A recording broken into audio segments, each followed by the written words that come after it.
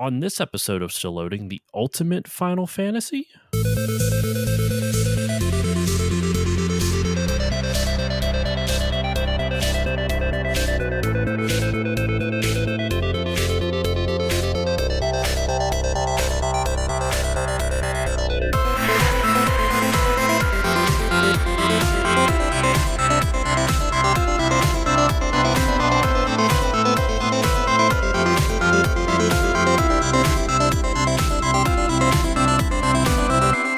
Hello, everyone, and welcome to this new episode of the Still Loading podcast. I am your host, Josh Koval, and today it is a special episode. It is an interesting one. It's something I've never tried before on the show, and I've been dying to try for, over a year now. It's been a long time coming for me to get this to work out. So what this is a Final Fantasy draft, and the idea is we're taking basically sports fantasy and basically allowing video games to have their time in the sun with it.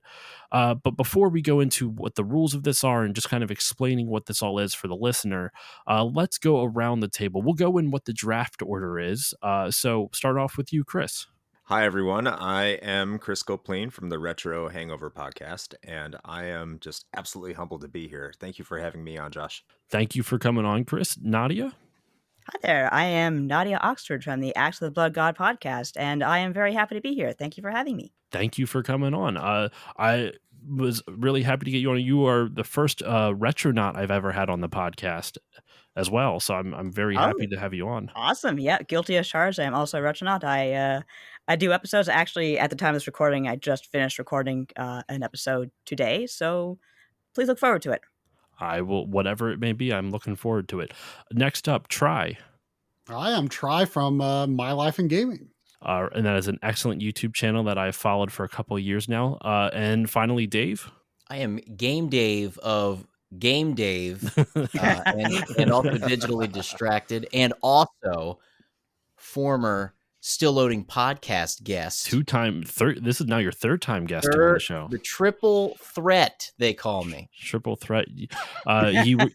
Dave was on for an interview previously, as well as during my summer of PS2 for Final Fantasy X, which was that was a fun episode. Yeah, one of my favorites. Bad boy got deep. Not to try to get people on that and watch it again, but it got deep. It got very deep. We ended up talking about religion and stuff. It was nuts. Well, understandable. I mean, come on. Yeah, I mean, you Yevon and all that, and all that good stuff. So, what is this episode, you humble listener?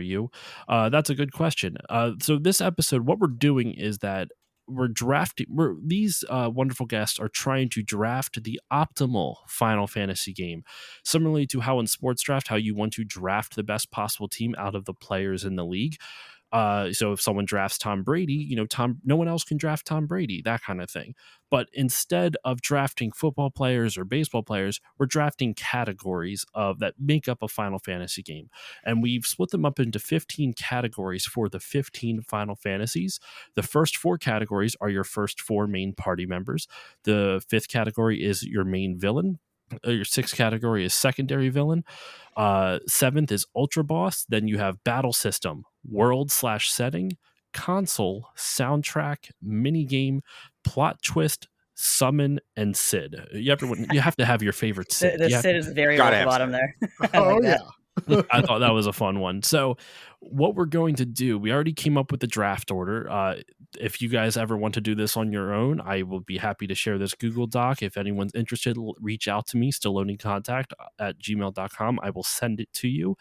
But basically, we already figured out a draft order. We're going to go about 2 minutes, I'll say. We'll do 2-minute picks just to keep things moving. I'm not expecting every pick to take 2 minutes. But yeah, we're going to start off with this, and basically, I think that's all I really got to go into for this.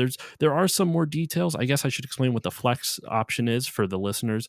So if these guests choose, there's a thing called a flex option. All of the pool of things that they can choose from are all from the mainline Final Fantasy games. But they have one flex option that they can use on any of the 15 categories, and they can draft something, whether it's a character, a soundtrack, or whatever, from outside of the main Final Fantasy game. So if they want to draft the Final Fantasy Tactics battle system, they can draft that. They can put that in instead of Final Fantasies 1 through 15 or whatever. So that is the rules in a very condensed nutshell. And yeah, that's it. Let's dive right into it. So let's start it off with Chris Copleen of the Retro Hangover podcast. You are on the clock. What are you drafting for the number 1 overall pick in the inaugural Final Fantasy draft?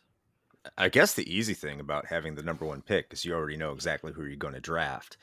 So for me, this one is easy. I'm going to have to pick the protagonist from my favorite Final Fantasy, and that's going to be Cecil. Because why would you got to start out with the hero that has some sort of arc, and it is the first hero to have an arc really in the Final Fantasy series. Goes from being a Dark Knight to a Paladin.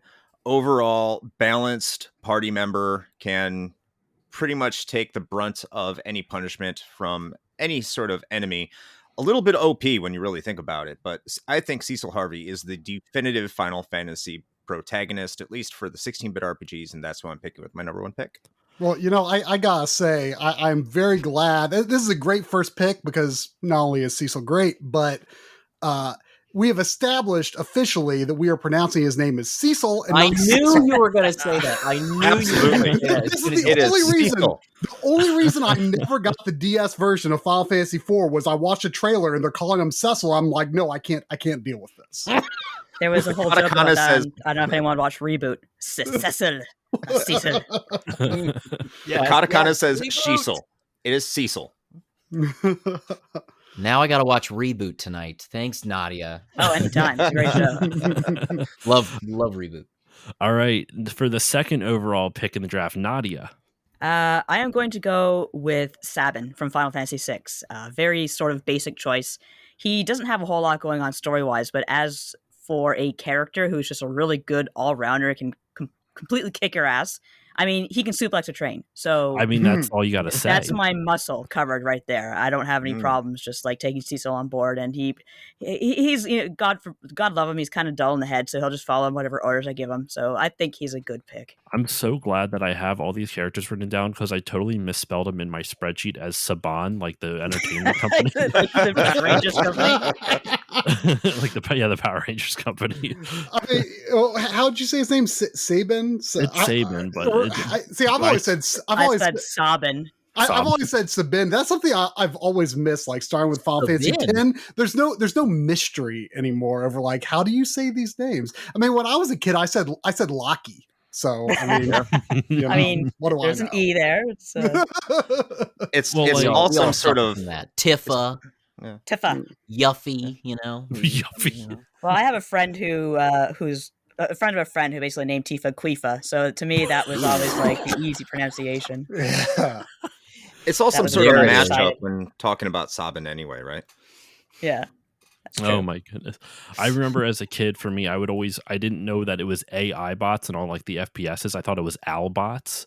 So I would always be like, why are they called Albots? Like that's such a dumb name for these computers. But now I realize it was an uppercase I. So, go figure. All right. Third overall pick. We are moving on to Try. Well, I think for my first pick, I think I'm going to go not necessarily for the character herself, but because of, I think, what she stands for in the game itself. I'm going to go with Terra because I like the idea. This is something I've always wished the series would do more of. And Final Fantasy IX kind of did this, but it kind of chickened out. Is Final Fantasy VI really has no main character. Mm-hmm. And I always liked there was kind of just this ensemble cast where, there's some characters that play a bigger role than others, but there is no single main character. And I think Terra is a good representative of that, even though she is very important in the plot. Like, I kind of just want to make her my first pick to establish that my game has no single core main character. And plus, you've got a really good magic user off the bat there. Yeah. So. It's interesting. So far, everyone's going with party members. I was expecting some people to go from some of the categories that have less options to start off with. You know what I mean? I'm very. I mean, it's interesting so Oh, far. I thought we were Yeah, all doing. I thought we were going in order. I thought we were going in order. No, you don't have to go in order. You can draft. So we can steal if we really want something. We can steal it. Yeah, Or we can jump on it. Think of it this way: there are only specifically like the consoles. There's only 6 options for the consoles. So if you want that graphic style, you might want to jump on that sooner than later. Okay. Well, now that we know. It's yeah. So it does not have to maybe go in order. Dave should stick with party member 1, and then we'll just jump around from there. Look, I think you know me well enough to know exactly who my first pick is going to be. I do. Yeah, and now that I realize it, Dave, there's no way Dave would risk not choosing party member first. I know what Dave's party member is. All right, Dave, what are you going for your first pick? Well, lucky for you, I will be staying on for the remainder of the episode because no one picked VV from Final Fantasy IX.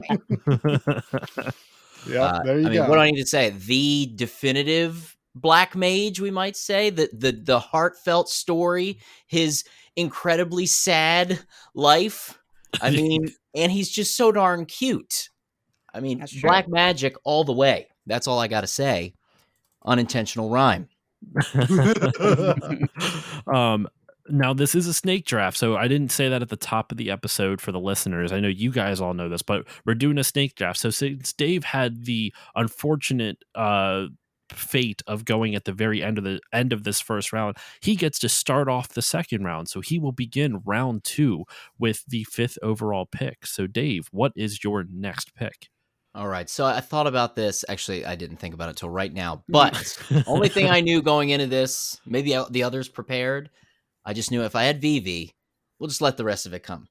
And I was seriously considering Onion Knight because I like that open-ended, diversity possibility. You could be anything.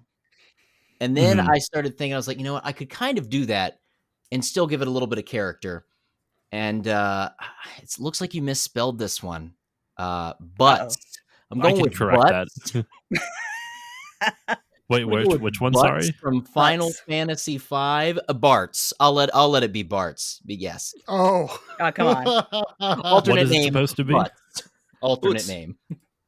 But I have always gone with Bartz myself. I've always said Bartz. I believe it's Bartz in Japan. Right? I feel like though in recent years, people have been very insistent on it's Butts in Japan. Butts. Hey, in the original. I don't know if they love the name just because it's funny or if they actually are like serious. Like no, Butts is the better name. Yeah, it's a thick name. In the game, I'd go Bartz. Well, he would be named Dave. Let's be real. It's the main character. But love. I just love that he's this sort of character you just jump into because he's not really anybody. I mean, come on. So it's a little bit of a step up from Onion Knight, and I love Final Fantasy V. So that's really why I had to throw him in the party because he can be anybody. That's true. That's a good versatile pick. All right, so it's the Bart's Butts Klauser for as Dave's pick for. So you have 2 party members on the board, so you have half of your party filled out now. Try, you're up next. Well, since I now know that we can jump around categories, yes, you can. I think I'm going to go ahead and claim SNES / Super Famicom for my console. I have an ace up my sleeve though, so. All right, so we have the Super NES / Super Famicom off the table. That was the system that I first became aware of Final Fantasy, but I was watching a friend who rented them a bunch of times, and I was like, why do the enemies not move? Why do the characters like not actually hit them? And like I just thought this is so boring, but I kept watching. I'm like, but I like the music and I like the story and I like the characters. And it was years and years and years later. It was like PS1 N64 days when I finally got into Final Fantasy. And then like that was a good time to be getting into it though, because then I could go to Funko Land and get all of the older, games for relatively cheap when like no one cared about them, in the late 90s. So this was a good time to actually be getting into Final Fantasy. So back before games became collectible and collectors ruined the market. Yep. Yeah, I Yep. think Final Fantasy Yeah. 3 is $1,200 last I heard, and Chrono Trigger is like $2,300. Wait, are we talking Well. card only? Wait, well, Nadia, you're based out in Canada. Is that Canadian dollars or USD? No, shoot, this was a story that just came up. Something about someone finding like a whole bunch of sealed games in an old storehouse Oh, or yeah, old I saw that. store. And I don't know. I'm just going off the figures that someone else gave, so I could be completely wrong, but it does sound about right. Chrono Trigger being about $2,300, like that's pretty common. For sealed, I mean, yeah. Yeah. Oh, I don't sealed. know. Sealed, I don't know what card only is these days, but I mean, I think I got 400. card only for Chrono is about 100-ish, like low hundreds. No, about 400. Chrono now. Trigger's like Really? over 200 at this point. Yeah, It's Oh, yeah. jumped. sure. It's It's jumped. about 400. But see, like Chrono Trigger was like the first of these games that I kind of got, like the first like time that I like got a used game, and it was like already like $70, like Right. late 90s, which was like, okay, it's like the price of a new game, but Oh shit, yeah, but it's I don't get all the other 230 stuff for a with it. loose So card. it's like it was kind of hard to do, but I was like, it was worth getting. But then like going back to get like Final Fantasy 4 and Final Fantasy 6, like those were like, I don't know, $20-$30. Jeez. Card only. Impossible to wild. imagine. No, you guys are right. I'm based off of like pre-pandemic prices because now it's There you like go. 227 for a loose Chrono Trigger, almost it's basically 760 Yeah, for and complete. like half the label is torn off. If you want the Japanese version, though, it's like $5. Yeah, it's not much. Of course. Yeah, 16 for a loose Super Famicom. All right, so moving on, Nadia, what is your next pick? Your second pick in the draft? I guess my second pick, I am going to go with the console as well, and I'm grabbing the PS1 while I can. There. Good pick. Oh, Dave is crushed. All right, I'm really everybody, it's sorry. been fun. Thanks so much. I do have to head out a little early. Because the Oh. SNES was extremely important to not just to RPGs, but to me as well. It was my first real RPG machine. But PS1 comes in a close second. It was the machine that not only really kind of solidified RPG's place in the mainstream, thanks to Final Fantasy VII, but just so many original cool things came over finally because it was so much cheaper to localize those old CD games versus those cartridge games. So it was a Mhm. really important RPG console. Well, we've I mean- definitely picked the two systems that have the most distinctive, I would say, visual aesthetic for RPGs. Yes, absolutely. Yes. I mean, for me, Final 7, like most people my age, was like that was their first Final Fantasy. Like Yes. that was the one that got me. And I've really only played Final 7 through 10 and 15. So that's why like I like the series, but I just never made time. Oh, sorry, I played 6 and 4. I forgot about that. I did play 6 and 4. So I have played a lot more than I thought, but I don't know the series well enough to have an educated guess or make educated draft picks on my own, which is why I am the commissioner of this crazy thing here. Moving on up, Chris, getting back to the beginning of it. So, Chris, what is your second pick? So I'm going to stick with party members because I got back to back here before I decided to jump around here. My second pick is going to be Yuna from Final Fantasy X. Okay. And the reason I'm picking Yuna is she is the protagonist of that game. I don't care what anyone says. And it is probably in my opinion, best technical Final Fantasy in the series in terms of everything coming together.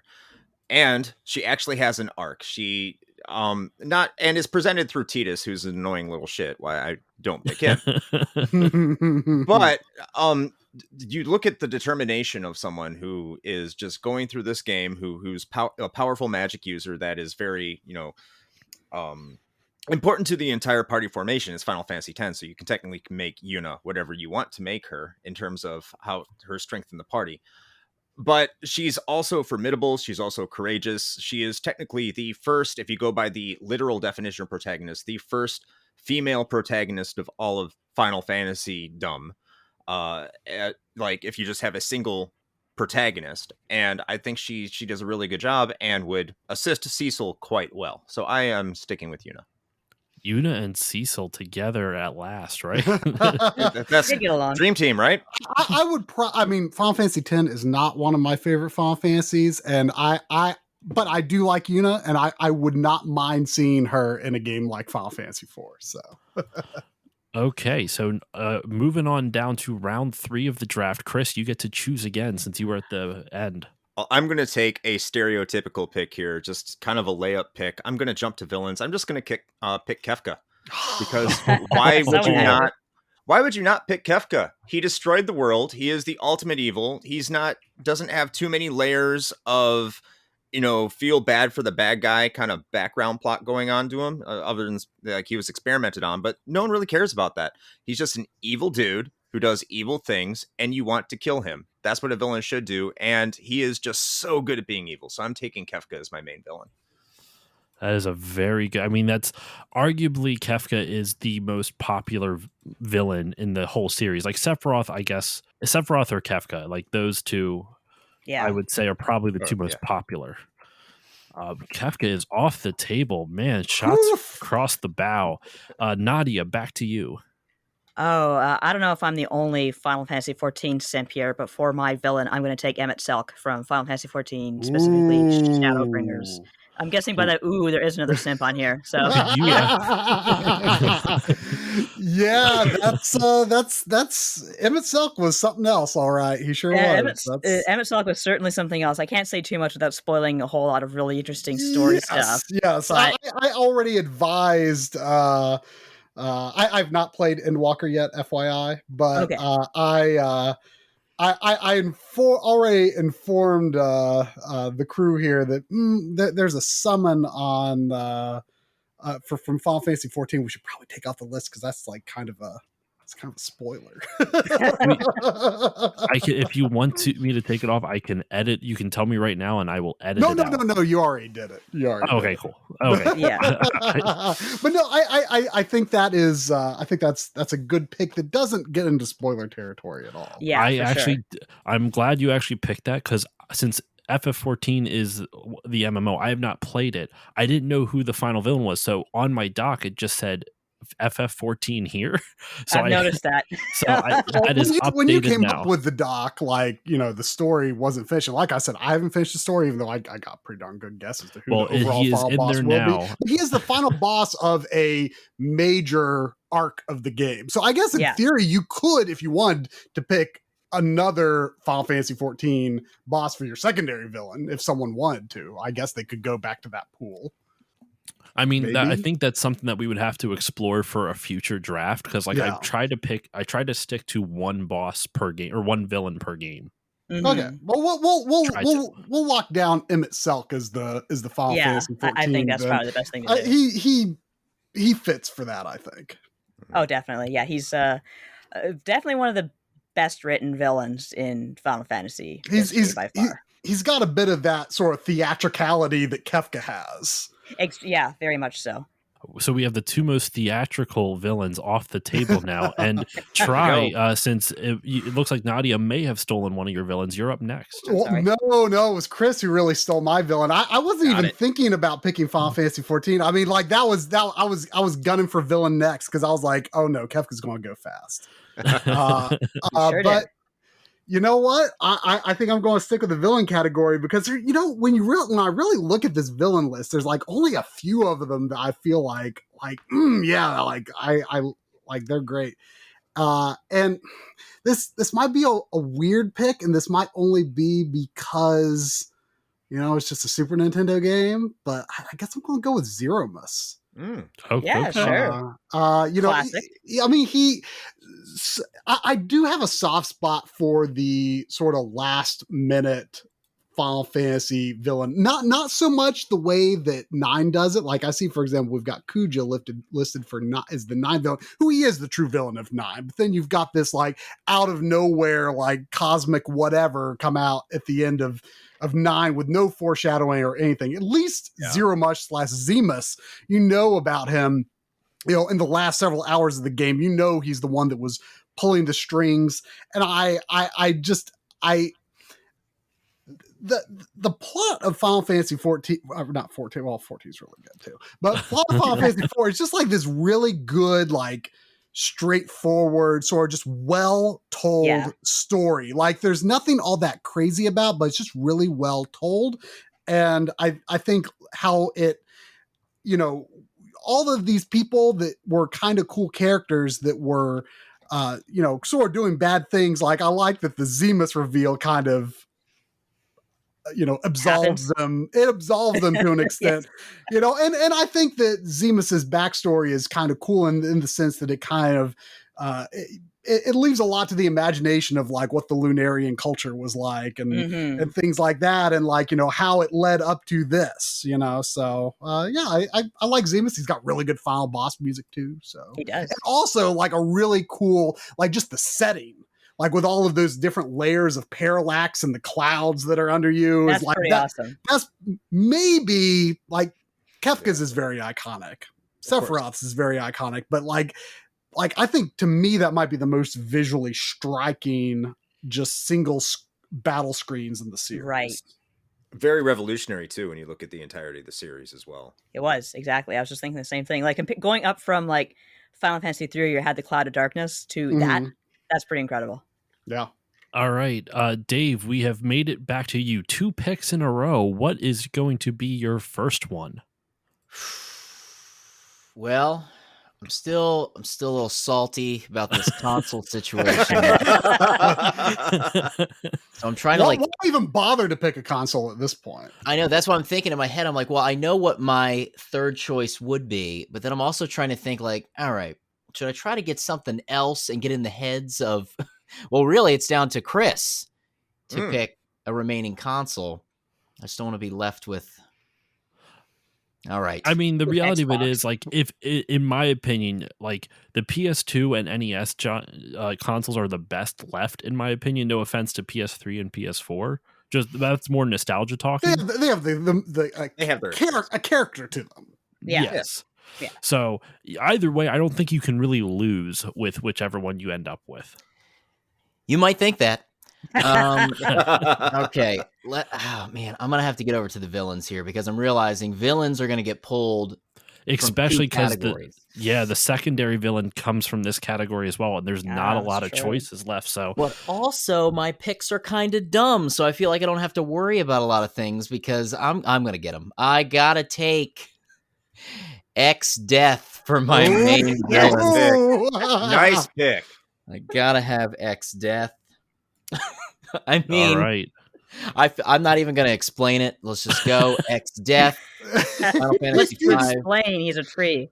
Yeah, he's a tree. I gotta say, just jumping off of X Death, like one of my favorite things about Final Fantasy 14 is how many things they've taken from the series past, like specifically like the 2D era, that have absolutely no right to be like reimagined as like a 3D polygonal.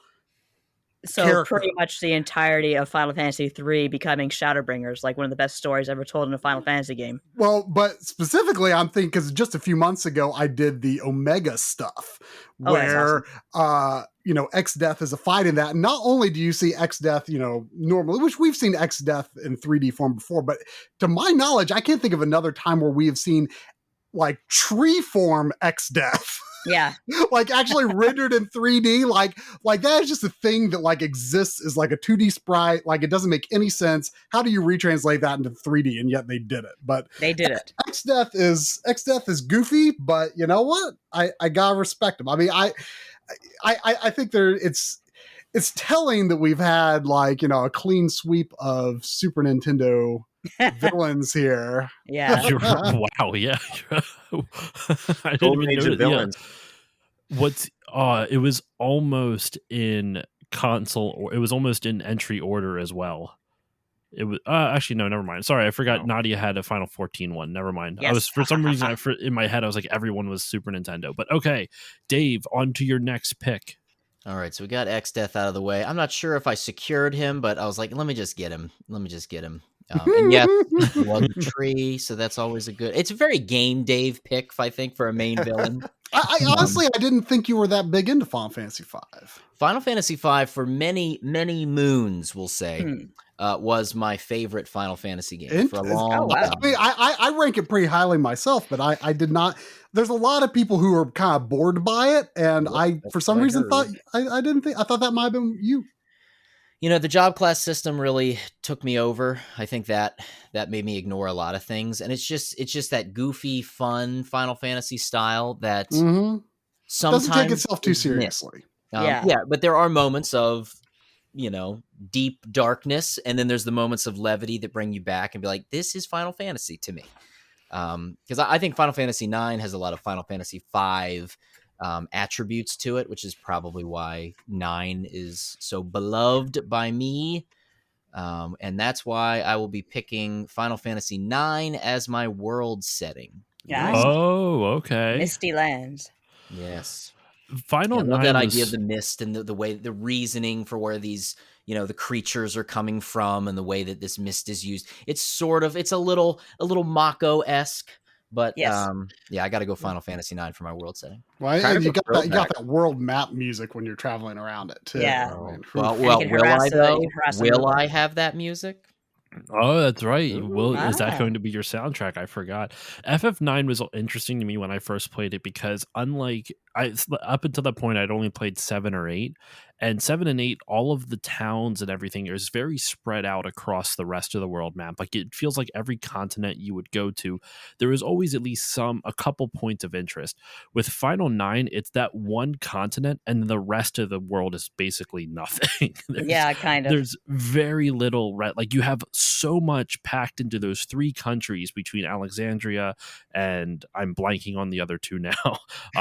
But with Sid's world, Sid's country, and then Freya's country, and like all of it all blended together. I love that world, but only for that continent. The rest just felt so empty. I also I love don't remember the rest very well, put it that way. I also love how Final Fantasy IX's world set up, how they introduce you to. It's almost a Final Fantasy III throwback. yeah. I don't know Final 3 well enough. I apologize. Oh, just how the world starts out very small and your world map looks very small relative to how it ends up at the very end of the game. Right. Oh, okay. Yeah, that's something I always appreciate. Obviously, Final Fantasy VII, I think, crushed Yes. that Absolutely. the most. Oh, yeah, absolutely. But yeah. Starting off with Midgar and then just like, holy there shit, is a look at world this. map in this game. What? Oh, yes. That blew Big one. my mind as a kid. Since that was my first Final Fantasy, I was like, oh my gosh, what is? I was so That would be confused by the mind-breaking. concept. I was so Final confused Fantasy by the 15 concept. just squandered an opportunity to do the same thing by being like, no, we have to get to the open world gameplay as quickly as possible. Why don't we just shove all of this like cool stuff that happens in the city into a movie? You're not wrong. I own that on Blu-ray and I still haven't watched it. I need to watch it. It's worth watching if you're gonna try to get the full 15 experience. I guess you have to really. All right, so we're up to you now for your round 4 pick. You know what? I think I'm going to jump down to summons because even though this is probably the longest list in the whole thing, but I feel like the summon I want is at high risk of being claimed. And it's Waste that pick. Try. It's going to be Gilgamesh. Gilgamesh. Wasted. Morphin time. Yes. but I morphing mean, time for Gilgamesh. I mean, Gilgamesh, he's, from Final Fantasy V, he's just a standout. Everyone loves Gilgamesh. But not only that, in Final Fantasy VIII, he freaking kills Odin. Like, who can kill Odin? Like, that's pretty unstoppable, I do like his like tendency to pop in and out of like every Final Fantasy game. Like he's in 14, like in one of the best quest lines. Yeah, and he's got his Enkidu is a green chicken. Yeah. So yeah, Gilgamesh. He makes you Off laugh. the table. You've got the Battle of the Big Bridge music, Which is great, yeah. Oh.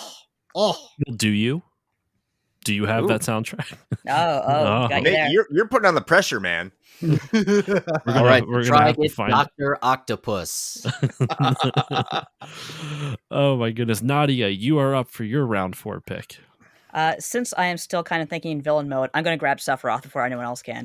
Holy shit! Hey, Okay. safe Sorry. bet, safe bet. In some ways, it's amazing that he lasted as long as he did. I'm really surprised. I'm very surprised. Are we just being like kind of like contrarian or something? We like, ooh, Final Fantasy VII's too cool, too popular. Yes. I Yeah, it's feel too hipster. Well, I'm a hipster. I I can't mean, really. I I can't do select them. consider Final Fantasy VII like probably top 2, but So it's you too, have it's too good. It's you too have a good. 1-2 punch of a final villain of Emmett Selk and the secondary villain being Sephiroth. You gotta admit they work well together. I mean, Sephiroth also killed Mario too, so let's give him a round of applause, I suppose. This is true. Let's go. Oh my goodness. All right, yeah. There was something else I was going to say, but I totally just brain farted. So we'll move on. We'll continue on with the draft. Chris, your round 4, and then the start of round 5. So I get 2 picks because you won't stop talking about the soundtrack. I'm gonna Technically, pick. Dave brought it up first, and I just made a callback. But go on. I am going to pick my favorite soundtrack of the Final Fantasy series, and this might be a hot take, but I'm going to go with it. Final Fantasy VIII is going to be my soundtrack. As soon as you said hot take, I knew it was going to be 8. And I won't lie, like I was tempted to pick 8 too. That is that was where I was teetering between that and another one. Same, but Man with the Machine Gun's pretty epic. Oh Yes, yeah, yes. I think, Repeat for days. I mean, even the normal battle music, I think, is my favorite of Nobuo Uematsu's like standard battle themes. Like, I really like that one. The only weakness, I think, and Fisherman's Horizon is my favorite town That's theme really in the nice, game. yes. Crazy. But I think the only weakness of the Final Fantasy VIII soundtrack is it's kind of unclear what the main theme is. I mean, I guess it's Eyes on Me, but It's Balam Garden, of course. normally, though, the main theme of the game is there's a version of it on the overworld, and the Blue Fields theme is not the main theme of Final Fantasy. No, it's not. So that was always kind of a weird break of tradition to me. But That's a great theme, though. It is good, but aside from that little bit of weirdness, like Final Fantasy VIII soundtrack, I mean, it sounds like we're all big fans of that one. That's good stuff. It's a great soundtrack. I kind of refer back to this is a Retronauts shout out to Parishes. Jeremy Parish talks about how like Uematsu like went fucking balls to, he didn't say it that way, but Uematsu went fucking balls to the wall with the Final I 8 want to listen to soundtrack. the Retronauts episode where Jeremy Parish has balls to the wall. but you know, I remember at the time when 8 came out, there was a lot of criticism that Uematsu's sort of like library of sound samples didn't feel like it had evolved as much as, say, like other composers that were working on the PlayStation hardware. It still sounded very synthy, but I think it's got a very Final Fantasy-ish character to it. Like, I don't mind that his style. He loves those synths. Like, yeah. Cool. I mean, Final Fantasy 9 soundtrack definitely got a little more orchestral. The samples were much more realistic in 9, but and as great as 9 soundtrack is, I don't think the samples necessarily were like the reason that the soundtrack is so good, because I love the sound of 7 and 8 as well. So Liberi Fatale, I still think is my favorite track on that album in the game. I also have to say The Extreme is better than One Winged Angel. Don't at me. But before we start a fight with that, Chris, your round 5 pick, to kick off round 5. You know what? I'm gonna use my flex pick. I'm gonna use my flex pick on Sid, and I'm choosing Orlando the Thunder God Sid from Final Fantasy Tactics. Whoa! Okay. Wow. Alrighty then. I honestly had no clue who that was until I fought a version of him in a side quest thing in Final Fantasy 14 a few months ago, and like everyone I was playing with was like making a big deal out of this. I'm like, okay, I don't understand what's going on here, because I've not played more than like 10 hours into Tactics. What is wrong with you? I love Tactics Advance and A2 and something about the first. What? Sorry, I've known you for first so many Tactics. years, and this is disgusting. The first is the best. I got the PSP version at some point last year when I was panic buying, Which over is the PSP worst stuff. version. But I part of the reason I didn't like it though was like I thought like normally translations don't bother me, but like I just like the translation was just like I cannot get into this story at all. Like I thought I'd give that another try. I don't know what it is. Like I've started up 2 times, but yeah, Thunder God Sid, like I don't know that much about him. So oh my, well, I mean, sounds like he's a pretty big deal. I mean, his name is Thunder God Sid. So He you is like a OP you like the one badass. where they're this looks like a Final Fantasy world we've been sucked into. You like that one better than the actual game. I mean, don't get me wrong. The story in those games is garbage, but like the gameplay in all of them just got me hooked. Come on, you gotta just get on it now. Maybe maybe my opinion will change. I hope my opinion will change. I want Fix to that like it. backlog, boy, and get that beat. Oh my gosh. All right, so Nadia, now that Chris has thrown everything into chaos, what is your round 5 pick? Must kill chaos. Since I'm looking at it, I'm going to go with my summon, Bahamut Zero. This is a 6-winged dragon that nukes everything from outer space. I mean, come on. That's it. That's the end of summons. Yeah. That is a sexy pick. Sexy pick. Mm-hmm. That was think so. wasn't Bahamut Zero the one that you had to like make sure you got the other ones previously, right? You like, had to in get Final like 7? You don't even know it until later, but you have to save all the big materia that's being transported to the rocket so they can blow it up, the meteor. Right. And it doesn't work, of course, but if you manage to save all the big materia, then you can, and you get Bahamut Neo, then you can summon Bahamut Zero. Okay, that's what yeah, I remember that when I was playing through when I played Final 7, I was trying to remember exactly because it's Bahamut, then you get Neo, and then you have to have both of those to get Zero. Yeah. That's what I thought. Oh my, okay, so Bahamut Zero is off the table. Try, you are up next.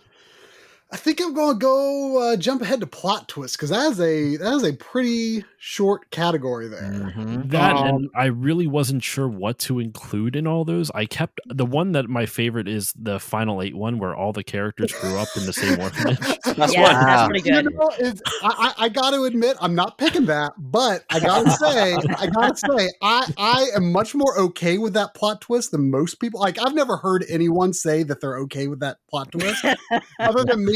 And like my interpretation of it was always like, I kind of feel like Sid was like working behind the scenes, like to make sure that these people like kind of came back together. It's almost like a Dumbledore-esque thing. For reasons. Yeah. Like I've always like interpreted as like, this seems like this big stupid coincidence to everyone, but I think like Sid kind of planned it. Like that's just me. But I'm going to go with, Kefka was already taken from me, but you can't take Villain Destroys the World away from me. That's actually kind of funny that the person who chose Kefka doesn't get the plot twist of Villain Destroying the World. Now you're going to have to figure out, like, how can Kefka be Kefka if he doesn't destroy the world? I would say something to do with the orphanage plot.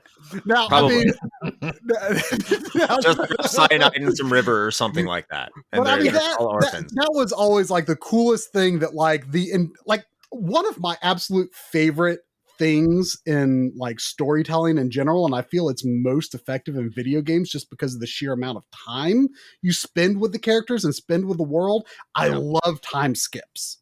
I do too. Because like it really, like Final Fantasy VII does this very effectively as well, where Tifa's knocked out and then like you wake up and like a week has passed and then it's just like you are just like overwhelmed by like the horrible state that everything is in, like just in it just a split second suddenly like it's just like and, oh like, my gosh, everything is bad. Barrett opens the blinds and you see meteor coming down. Oh, what a moment.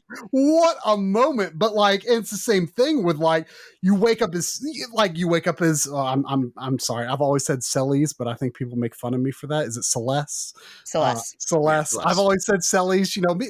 Me and my friends were coming up with how we said these names when we were like, you can only like read 12 them. or Like, it's not like there was something. it wasn't like there was a Bible at the time to like tell you this is how you pronounce these characters. But read katakana, but like you wake up like as an unexpected character, and like then you like walk out and it's just like, oh my gosh, what has happened? The whole world is like laid out differently. Everything is bad. It's just like that it seems weird to say, but that feeling of hopelessness that you get with that time skip is just like, it's kind of awesome. That's a major one though. It's awesome. That's like, meant to make you feel helpless and does it pretty well. I know it's amazingly. I mean, there's the whole like, the whole thing where she's like almost about to jump off a cliff. I mean, like it is intense. It is intense. It's the same feeling you get when you realize your close friend has never finished Final Fantasy Tactics on the original PlayStation. Very similar. Ooh. Oh, Cloud is in it. Come on. Don't do it, Dave. You have to save Sid. Sid needs you, Dave. Well, with that to help Dave get out some of that anger, Dave, you got 2 picks in a row to choose from. What is your next pick in the draft? Yeah, boy. Well, I am a little see. Try's got me nervous about this plot twist situation. The whole console fiasco. I have to go with a main party member turns evil. Ooh. Classic. And if I were to, based on my current character picks, I would do it. I would have Vivi turn evil. Really? Oh wow. Yes. See, I'm surprised you're not saying Barts or Butts, because like who would see that coming? Evil Butts. like Reign Butts of is Terror. he's like the Mario of Final Fantasy. He's like the most generic blank slate character that is an actual character and not just a picking from a red mage, white mage, whatever. Like he's an actual character, but he's just like he's basically the warrior, like Which is exactly why he's the perfect pick for me, because I don't even play RPGs anymore unless you can name the main character. Again, I'm dumb. But main party so member, it'd be Vivi, evil Vivi. I feel bad about your pick, but I guess I've made you feel bad. So well, yeah. I mean, I would still name Vivi Dave as I did in Final Fantasy IX. But yeah, I would have Vivi turn evil because I'm I got to put the story above my own wants, and I think that he would just become this overpowered, like permanent tranced Vivi, and just is trying to destroy the world. Maybe he's turned his back upon this, the world that created him for destruction. And he's like, okay, sure. You created me for destruction. I'm going to destroy the world. Oh, that's already taken. Sorry. I don't want to believe that it would happen, but I could see the path forward to that villainy. Well, I feel like Vivi out of all of them would be the one to do that, because he struggles with that idea that he was created to destroy, and Zidane is really the one that helps him through it. So if Zidane, imagine combining 2 plot twists. Zidane gets killed off in the early on in the relationship with Vivi, and then he goes down a dark path. It's the multiverse. So it's the Earth, the Gaia, where Vivi decides to join the Black Waltzes and become your new leader, and just you gotta take him out at the end of the game. Whew. Whew. So I'm gonna pick him as main villain. No. Nice. All right. So there's my plot twist. You still have a secondary villain on the table, by the way, and then obviously, if you want to know any other categories you still need, just let me know. All right, let me look. I'm scrolling. I'm doing the old scroll-a-rooney through our technology document here. I kind of want to pick my Sid, but I also don't think anyone's going to pick my Sid. So I'm going console. I have a feeling. I don't know Chris well enough, but I would hope I think he's going to pick PS2, but on the off chance he doesn't, I'm going to take NES Famicom for console. All right. I would not have picked PS2, by the way. For what you would not? Okay. So, see, you were talking about Final Fantasy 1 and the different versions of it early on, so I'm thinking he's going to go NES. Well, PlayStation. I wanted PlayStation, and I wanted it bad. Sorry. And, because that is the best one out of all of the letters on this page. That is the best thing on here. PlayStation 1, the best console of all time. So I gotta go with the NES Famicom, because my first ever Final Fantasy game was the original on NES. It was my first RPG, and man, I've never looked back. Well, I have actually, because I took a break after 10-2. But here we are. NES Famicom, that's my console. Let me ask you, though, Dave, would you have chosen that over SNES if it were available? Yep. Oh, wow. Okay. Because, I have to confess, I've actually never finished a Final Fantasy on NES. I beat the PS1 versions of 1 and 2 and the DS version of 3. I've played a ways into the NES version of 1, but I've never finished one on 1. Yeah, it is worth. I mean, it's one of those things where nowadays, like I could have done it, younger doing it, but nowadays I'd have to be depressed. And the thing that gets me better when I'm depressed is grinding. So that's the opportunity you need, try. So whenever that happens, beat Final Fantasy games on the NES at that point. I will say though, if this was anything other than Final Fantasy, I might have gone for NES over Super Nintendo for my aesthetic, because NES is my favorite console, but we're talking Final Fantasy, and I gotta go SNES. Yeah, Well, hey, understandable. And with that try, you are up next for your 6th round pick. Ooh, I'm thinking about like which are ones that I'm flexible on. Like if someone picks it, it's not going to be that big of a deal. It's tough, isn't it? I think I'm going to.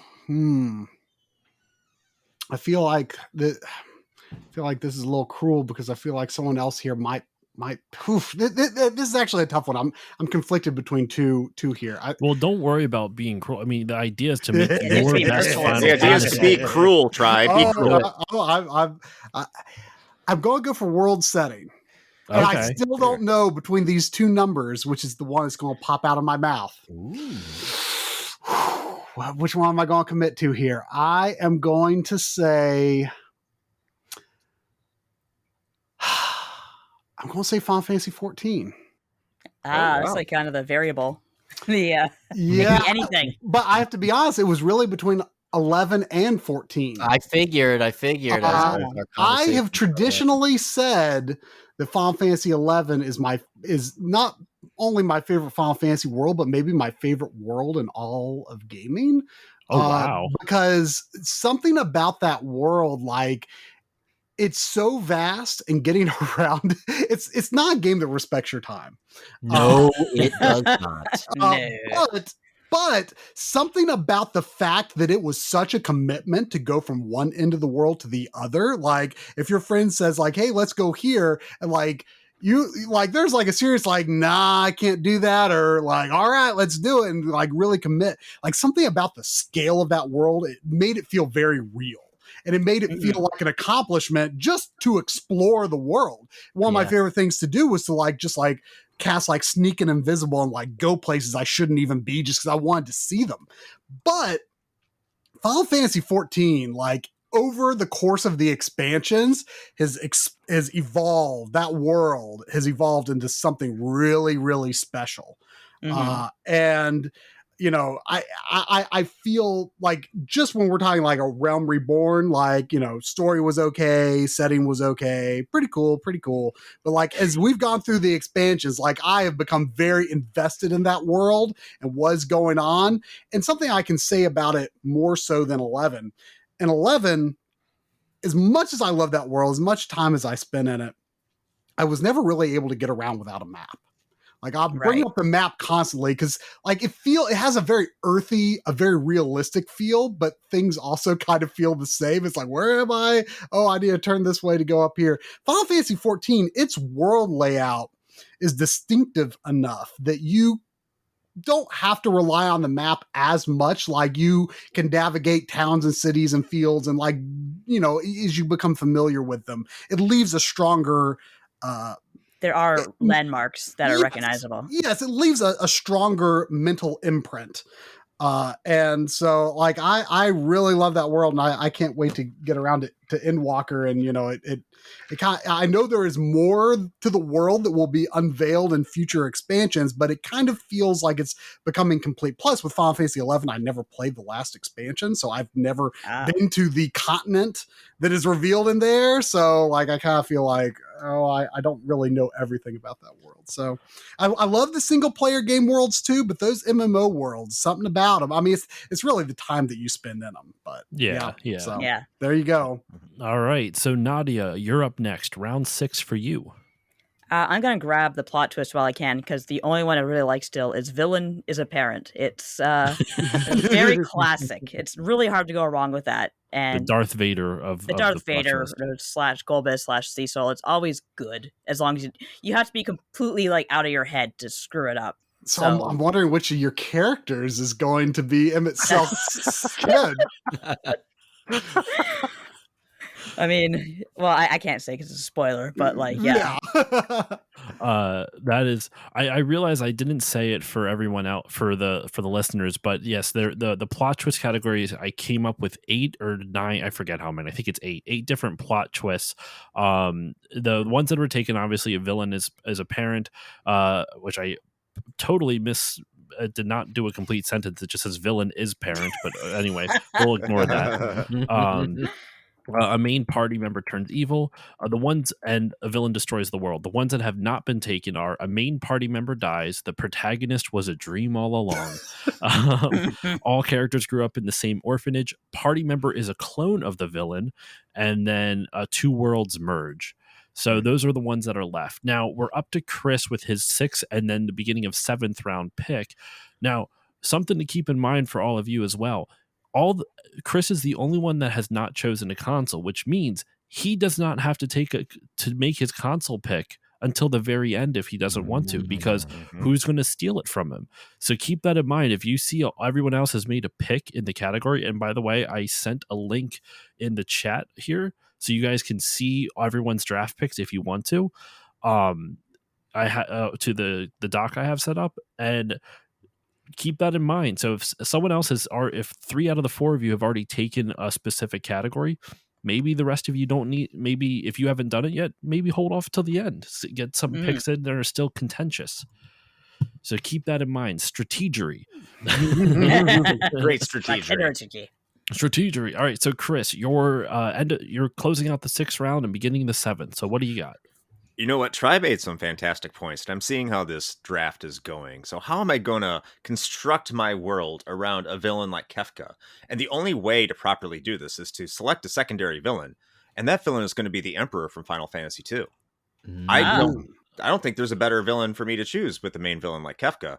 Not to mention, the Emperor from Final Fantasy II is probably the first villain in the Final Fantasy series that actually had some sort of motive other than, well, I mean, yes, it is just be evil, but actually did something other than say, I'm evil, come kill me. I'm evil, come kill me. So, I mean, he actually did things, destroyed towns, and did a bunch of evil stuff. And I actually like Final Fantasy II. I do enjoy that game for as flawed as it is. So, yeah, I'm going to take the Emperor from Final Fantasy II as my secondary villain. All right, now on to the beginning of the 7th round. What is your pick for the 7th round, Chris? And again, going to Tri, when he said, how am I going to have a situation where I have a plot twist? And I think, should I pick this now? And the answer to that is no, because everyone else has done that. So I'm going to pick another party member. I'm just telling you I'm thinking down these lines, because I was about to pick it and realized I probably shouldn't. So I need a white mage. I'm going to pick a white mage. I'm going to pick my, I would have to say, second or favorite character from Final Fantasy VI, which is the Final Fantasy game I think that gets characters right the most. I'm going to pick Celeste as my third party member, just because she is a very efficient white mage. She has an incredible story arc in Final Fantasy VI, and I absolutely love what she does in that game. So I'm Celeste, you're coming aboard. You're on there with Cecil and Yuna. Come on, let's go. That is an eclectic blend so far. Well, actually, no. Celeste. Cecil. Oh my God, Cecil's from Final Four. Cecil. Yes. Yeah. All right. For some reason in my head, because I played 4 and 6 back to back, Cecil and Cyan, or is that how you say his name? Cyan? I say Cyan. I always said Cyan. Cyan. For some reason, I always get those two conflated with each other, and I don't. Maybe it's the whole night thing. I don't know. But all right, so we're back to Nadia for her 7th round pick. So Nadia, what do you got? I'm going to grab the battle system while I can. I'm grabbing Final Fantasy VI because it is broken. And I just can't wait to split this wide open with Sephiroth. Just, oh man, just fantastic. So yeah, Final Fantasy VI was the first battle system I really got into in a JRPG, and it is such a mess. It's glorious. I gotta have it. And don't forget, everyone, everyone with the exception of Chris still has their flex option. So if there's anything outside of these main lines that you want, you are more than welcome to grab. So we're up to you, Try, with the 7th round pick for you. I'm going to do battle system too. I'm actually surprised it took us this long to get around to battle system. And like my knee jerk reaction is to think that I should want to pick Final Fantasy V, and that is like probably like the most like, the job system is great, and it's something that I'm glad to have seen be used in other forms throughout the series, including in tactics. I like the idea behind the tactics.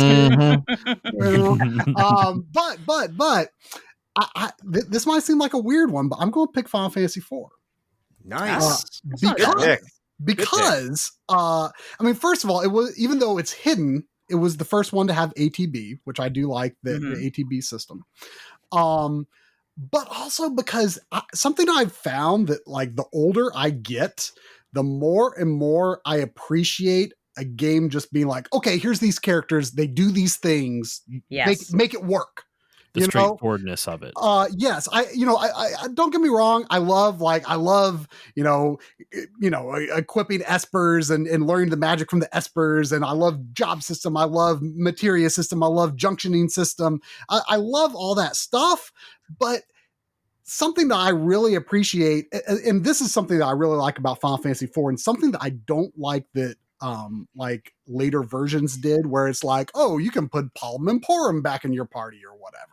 Like, I like that the characters come and go over the course of 5, and that creates sort of these unique pairings of characters that's like, okay, this character can do this and this character can do that. Or like, I would literally have never put Edward in my party, but you're forced to. Right. Yeah. Right. So you have to figure out like what is something like, okay, how can I make this character work? That's actually something that but that's actually something I like about Final Fantasy 13. I'm kind of an apologist for 13. I think it's not that bad. Same. I agree. And something I liked about is like the first half of the game is actually kind of this like Mystic Quest-esque, like 2-person battle system where like the 6 party members are like all separated, and for the most part there's 2 of them together, and they only have, each character up until later in the game only has so many certain things they can do. So it kind of makes you think like, okay, like it makes you really think about your strategy and your battle system when you're forced into those limitations, rather than like, I don't know about this character, like I'm just going to not use them. Like Final Fantasy IV makes you use them, and I appreciate that. And a white mage is a white mage, and I also appreciate games where like your healer, like if you're just mashing the A button, like it's not even worth your time, because like the healer does like 2 damage. Like rather than being these all-arounder characters like in Final Fantasy VII or whatever, where like you could just mash the A button and they'll do an okay amount of damage. Like I like having to, we're in these very specialized roles that they are forced into. I don't know. I just think it makes it makes for some interesting situations. So good call. Dave, we are moving on to you for the 7th round pick and to kick off the 8th round. What is your 7th round pick? Well, let's see. Since Try picked Final Fantasy for Easy Type. Hard type. Let me just think here. I do kind of want to pick my battle system, but I also want to see what Chris might do. No. Who picked FF6? Me. Nadia did. Yeah, so Chris is still open on that. All right. Yes, I am. Let me think here. Categories that have not been picked from minigame, which I'm not surprised in all honesty. Sid. There's also I picked from Ultra Sid. Boss. No, oh yeah, you flexed Sid. I forgot about that. No one has taken a pick from the Sid category, like from the pool, because you flexed that one out. I forgot about that. Yeah. Ultra Boss has not been picked from, and I think that's it. I think it's really just minigame and Ultra Boss, and technically Sid, but technically not Sid at the same time. So just to get a bit of a status report for everybody. Good. I think I'm gonna pick my summon well, maybe not all, but my summon will be very clear to try. Oh, yes. I'm doing this. Nobody's probably going to pick this summon, but I need to get it done because I want to see think what I know everybody what else it is is. gonna do. It might push me. Yeah, I think you might know. I'm going, my boy. Look, he's already highlighting it. Cactuar is indeed. Specifically, Jumbo Cactuar, I'm Specifically, guessing. specifically Jumbo Cactuar. Is that the one with the I mean, mustache? Oh man, if only that's what he looks Senor like. in Final Fantasy. Sabotender. I Yeah. want him to force my guardians. He is the best Cactuar. He is the the mascot of my streams. Yes. Jumbo Cactuar or JC, Jesus Christ, that's what we call him. Jumbo Cactuar, Our Lord the and Savior. He's best. very prickly. Exactly. It's not about power. It's about it's about cactus. So It's about cactus. and he also, what's going on? I don't play the current MMO Final Fantasy. What are these horrifying looking moon cactus? Oh, the What is- lunar it cyber makes me- tenders. Makes me want to throw up when I see. They're pretty terrifying. Imagine They- going to the area and then seeing them and being like, okay, you know what? I'm gonna ignore you. I can't imagine. One of my I can't wait to see them. one of the viewers shared a picture on the Discord, and I was like, "What is this? What is that?" I thought it was like a joke thing. Like, oh no, they just announced these are coming to Final Fantasy 14. It's like, great. I will never play Final Fantasy 14. Yeah, gross. Lunar. Is that what they're they lunar? What are they? Lunar cyber tenders. Lunar Cyber. Sabotender. What? Okay. All right. Well, Cactuar is off the table, everybody. I'm sorry. Cactuar. Heartbroken. Praise to JC. Praise him. Praise. All right, you're kicking off round 8 now. Okay. More picks. Man. See, I've got some options here. You know what? I'm gonna get my Ultra Boss. I love. This was tough for me because I have a lot of nostalgia and I have a lot of like weird fond memories for Ultra Bosses in Final Fantasies, specifically the PS1 era.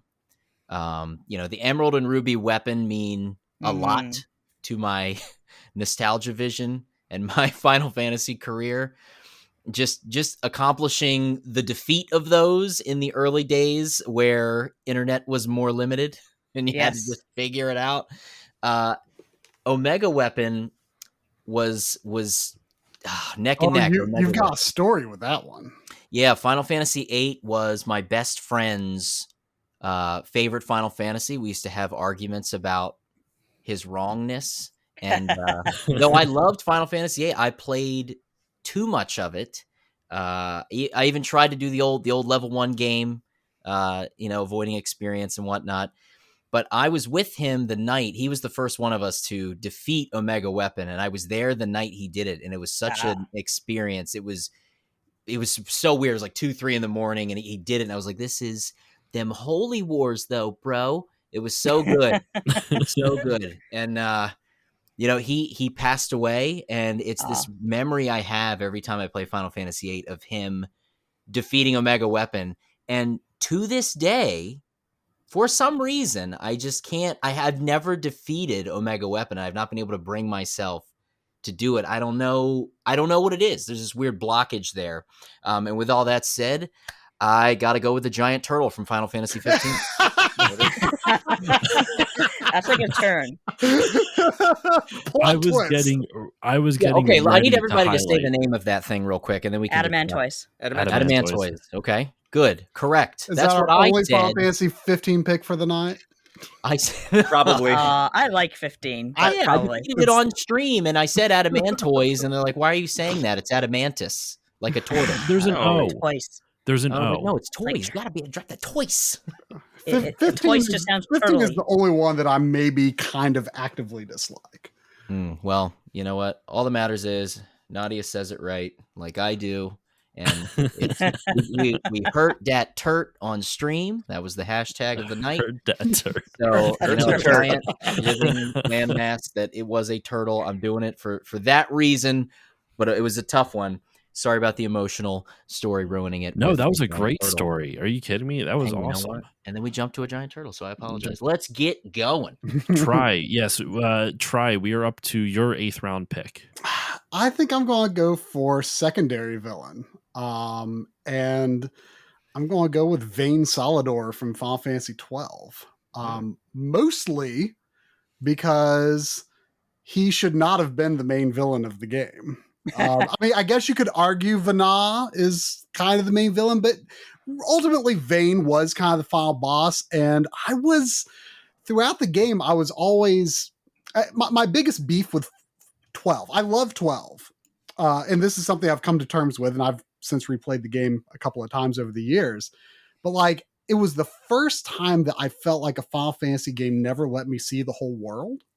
There were countries, was it Rosaria or something, that like Alcid Margrace is from? Like, you meet characters from this like whole other continent and country that you like never go to. And I was definitely disappointed that the game ended when it did. When I went into the, I think it's called the Bahamut, which is the airship that's the final dungeon, I did not know I was going into the final dungeon.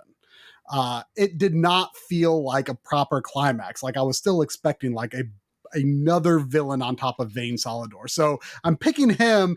I'm taking him from the main villain pool to bring him down a notch to secondary villain, where I think he should be. And also, I think he makes, I think, a more, I kind of thought about Ultimecia, but like thinking about Ultimecia, Zeromus controlling Ultimecia seems like, how is that dynamic even going to work? I can see Zeromus controlling Vayne Solidor because, he deserves to be controlled. So I think this is a good time we're halfway through the draft, officially halfway through. So far, I know technically we still have to finish out this round, but we're 7.5 rounds through out of the 15 rounds. I believe everyone has chosen their secondary villain now, with the exception of Dave. So Dave, there's a pick on your table that you can hold off until the very end. Everyone's chosen their villain and secondary villain already. I was going to read everything off, like read everyone's draft picks off just for the listeners, but we are kind of running a bit short on time to close this out. So let's keep on moving, and we'll go through it all at the end. So Nadia, we're up to your 8th round pick. I guess it's time for me to get another party member in here because I need a healer, so I'm grabbing Aerith. Is she on the list, or is she? She should be. Okay. If she's not, then I will add her in. But she should. She should be on the list. Yeah, I think she is one of the best healers in the Final Fantasy series. Probably because they want to tease her with her capabilities that you can't really take advantage of. But I think she's number one. I just like her as a character very much, and number two, she's got like the limit breaks that heal you and can like debuff the enemies and buff you up. So I think she's a good to have by your side. I just noticed that this was originally written Eris and it was changed to Aerith, and I disapprove strongly. My copy of the game. Here we go. It's another shame. She chose Aerith, so I over to Aerith. I only went with Aerith because that was the original localization. I know it was technically localized incorrectly, right? I mean, that's what people say, but a lot of things are technically translated incorrectly, but you have them here. Localization means that it should sound nice to say in the other language, and Aerith sounds better than Aerith. I agree. With that said, Chris, closing out round 8, beginning round 9. Let's see what you got. What do I want to do here? I don't think anyone's going to pick my party members here. I have quite a list here. So you know what? I'm just going to go off the wall. I'm going to be the first person to pick a mini game. Ooh. And I'm going to pick something unorthodox because I don't even think it's the best out of what I'm picking, but I like the concept behind it. So I'm going to go with Condor Mountain from Final Fantasy VII. That's such a bad, broken, awful, amazing.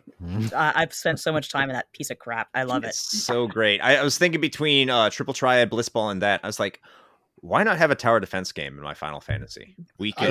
That's completely superfluous to the game, where you can literally just let the guys walk up, beat an easy fucking boss, and then you just completely subvert the whole purpose of the entire minigame. I have to admit, I was I never thought anything of Fort Condor in the original version, but in the Yuffie DLC of Final Fantasy VII Remake, there you can play Fort Condor in it, and it's kind of awesome. Like I hear it's great. I got really into it. It was a lot of fun. Yes. And that kind of like normally I'm actually not even a mini game guy. Like I don't like it's just not like it's just it's a distraction from the main thing I'm there to do. It's a whole other system to learn. I'm not interested. But like I was shocked. I really got into it. And I did, I finished it. I did all of Fort Condor. It was great.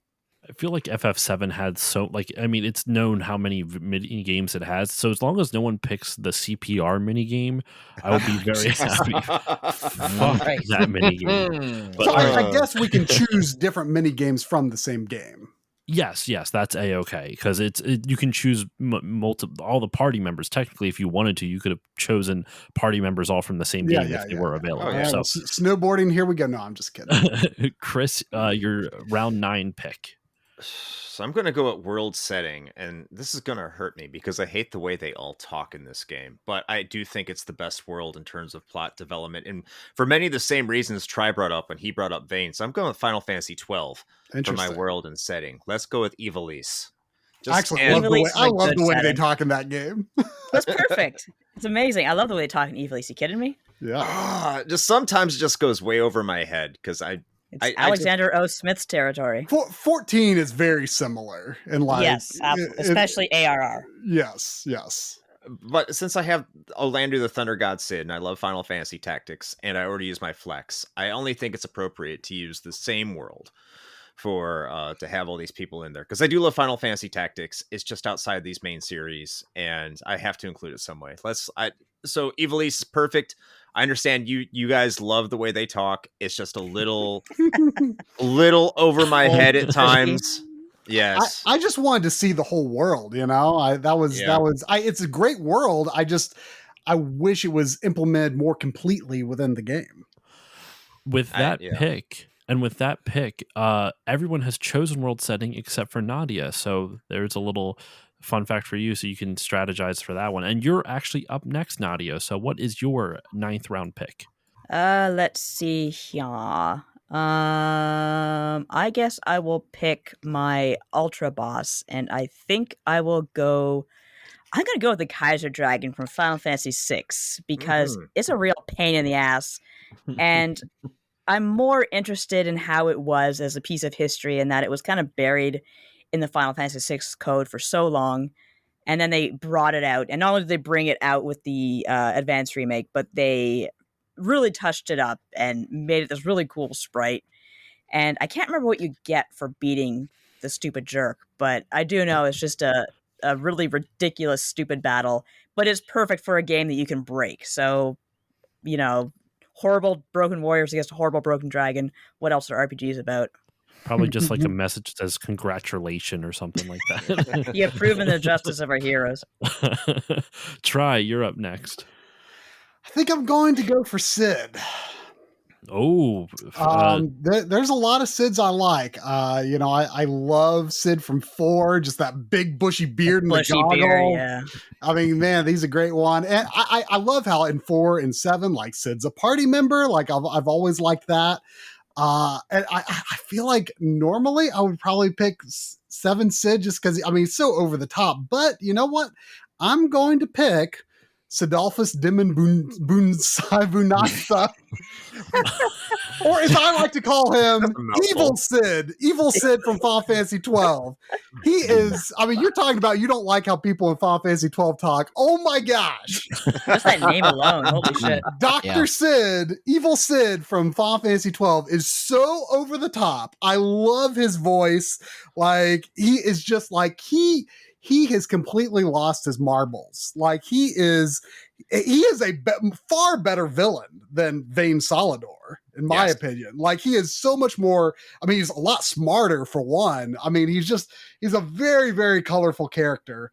And like, I just like the whole time I was like, I can't believe the Sid in this game is evil. And it's kind of great. Like he is just like, he is a ham. He is great. Okay, Dave, we are moving on to you to close out round 9 and begin round 10. Okay. was thinking about Sid's too, but I think I'll be okay there. I really do think I'll be okay. You got there's only Nadia has to choose a Sid. I know Dave is going for Sid Reigns in Final Fantasy 13. Yep. And man, you know me so well. Man, I'm trying to think what's gonna be the tricky. Oh, I'm gonna have to get it. I'm gonna have to get it. Going soundtrack. And I'm gonna take the classic, Final Fantasy VII. I'm taking it. That is a fair. great soundtrack. I mean, It is. It's easy to, I get in my head where I'm like, well, it's that weird thing of the sound, the jump from SNES to PlayStation, and just what Nobuo was able to do. It's so impressive in that CD audio. Like, I really love the Final Fantasy V soundtrack. Just has this whimsical, just this fun air to it. Great tracks, the battle at the big bridge. But 7, I don't know if Final Fantasy 7 has a bad song in it. That's a the good. Fort Condor music isn't that good. I don't composition know or if sound Final quality? Fantasy 7 has a bad song in it. It has Genova, which is just like the most riveting boss music ever. That's Nadia. Oh gosh, and the Again, remake that's version of that exactly- too. Oh. Yeah. Exactly where I was going to go, because Yeah. that is the game that pushed me to import my very first video game piano book. Oh, Wow, nice. okay. And I still have my original copy of the Final Fantasy VII soundtrack piano book, and I wanted to learn Nova. So do I And, smell a just- performance at a future con? Crazy Motorcycle. Yeah, there you go. Yeah, I'm gonna play Final Fantasy VII soundtrack on stream. But yeah, I love Final Fantasy VII soundtrack. Just the way that it brings you in. The music is so important to that game from the start. Just that opening bombing mission transition, let alone, Costa del Sol. Come on, Yes. Yes. so good. Final Fantasy VII is my soundtrack. All right, and you're to kick off round 10, Dave. We have you again. Okay. Good choice there, Josh. So we're gonna get our secondary villain. I think it's time. Even though I know I don't need to pick it, I just want to do it because I need time to think, and I'm not trying to hold anybody up. So it's down to 2 with what's left, and it's between. I believe Tri said Ultimisia earlier. At first, when me and my friends were first playing it, we said, I'm an Ultimisia. I always said Ultimisia. yeah, I think we said Ultimisia at first, and then like sometimes I've like gone to Ultimisia. I also say I don't know. Katamari Damacy and not Katamari Damacy that some people say. Yeah. Could be a thing. But it was between Ultimisia and Chaos. Though I think Stranger in Paradise has killed Chaos from me. Chaos. Unfortunately. I'm here to kill So, chaos. Have you ever seen the Chaos video is- where like he says chaos every time he says chaos, the video speeds up and just by the end? I don't know. I feel like that's almost increased chaos in my estimation, but It's made That's him better. Well, I felt like I had that idea that maybe, the now evil Vivi would have the ability to summon chaos. That was sort of Vivi what I and was Garland thinking. are related. Yeah. And then, yes, the Final Fantasy Origin, apparently, Stranger. The Final Fantasy Origin I know was on PlayStation 1, and it was a port of FF1 and 2. So I'm going to go Ultimisia for my secondary villain. All Time right. is I compressed. feel like, they could do some fun stuff with time compression. If we got Yeah. Ultimisia up in there. So there we go. I hope I spelled that right on my thing. There we go. Okay. Seed. All right, Try. You're up next. You know, I've been thinking this whole time, like it's so surprising that only one soundtrack pick was made for so long. And it's so interesting that like once that Final Fantasy VIII was off the board, you called that like a sort of maybe an outside pick, but like I think a lot of us might have picked Final Fantasy VIII. Yeah. I think part of it is just like most of us would probably be happy with most of these for our soundtrack. Yeah. No argument. But I think I'm going to go Final Fantasy VI.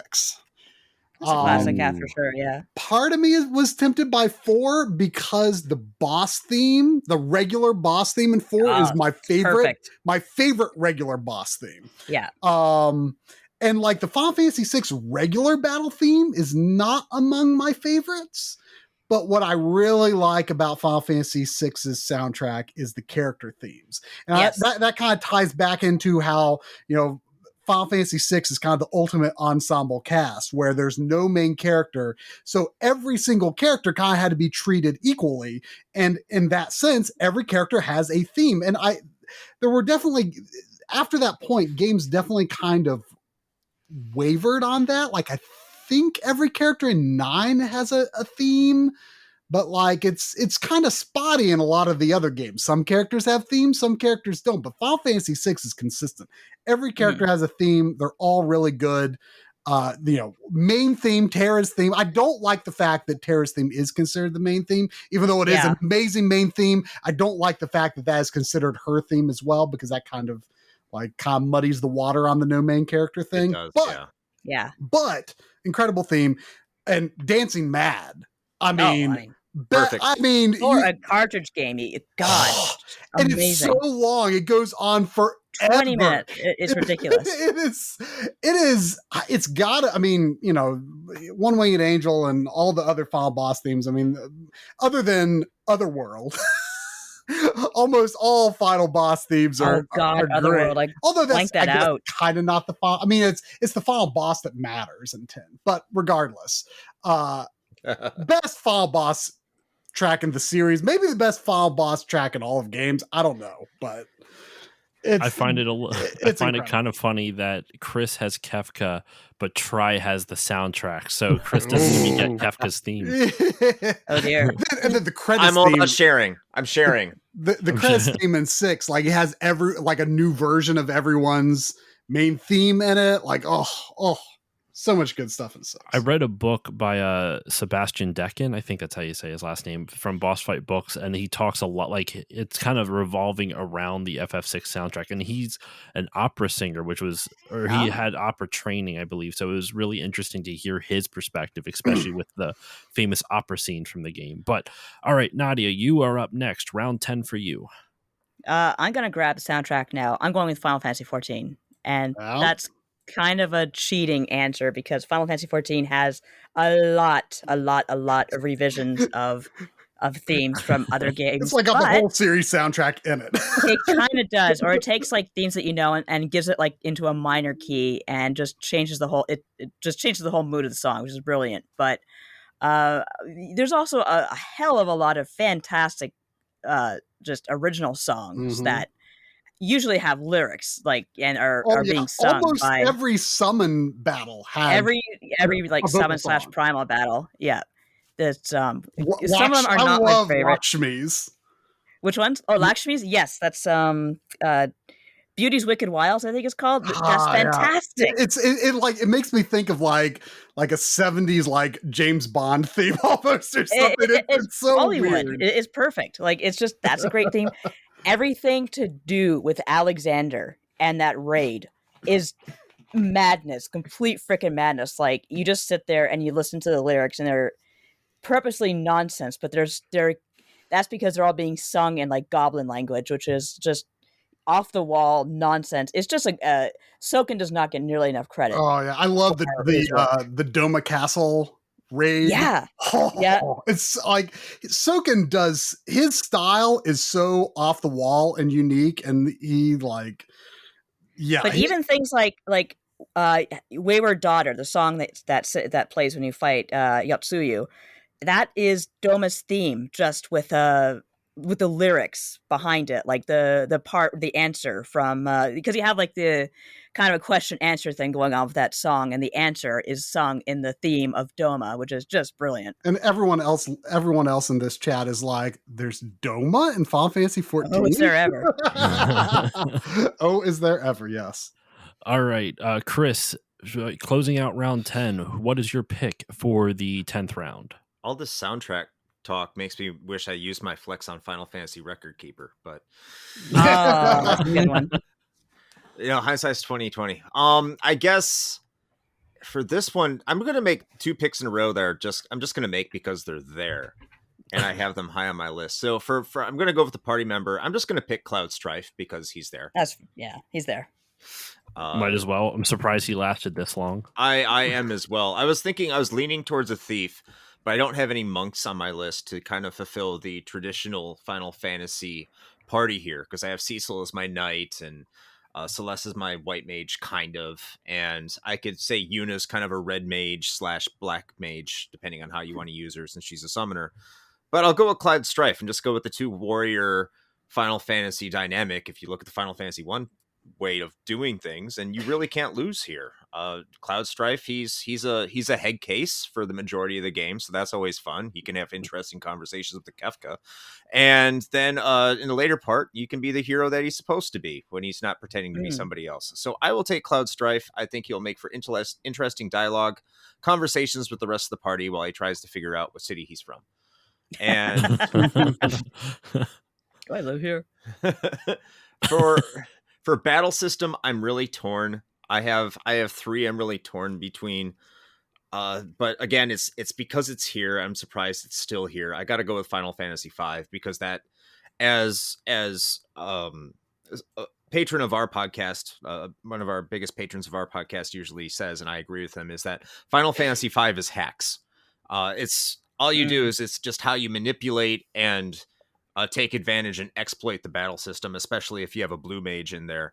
So if I have a battle system, it really doesn't matter what that entire party construct I just ranted off about even is, but it's there, and now I can just make everyone a blue mage, and then they can just swap between everything and just completely destroy whatever is in front of them until Kefka does something to the world, and then they just destroy whatever he does on top of it. So I mean, in terms of a customizable battle system, I mean, Final Fantasy V is probably the ultimate in all of gaming, really. Yeah, it's kind of up there.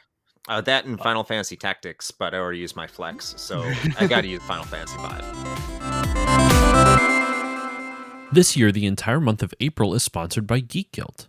Geek Guild is an online store that will soothe your nostalgic soul. From video games to vinyl and action figures, Geek Guild has something for everyone. If you're a 90s kid like me and you love and miss old school Nickelodeon and of course that classic Nick Slime, Geek Guild is currently selling the Slime Stand, a universal gaming controller stand that looks like it was something straight out of 90s Nickelodeon back in the day. So go head on over to geekguild.com and check out all that they have to offer.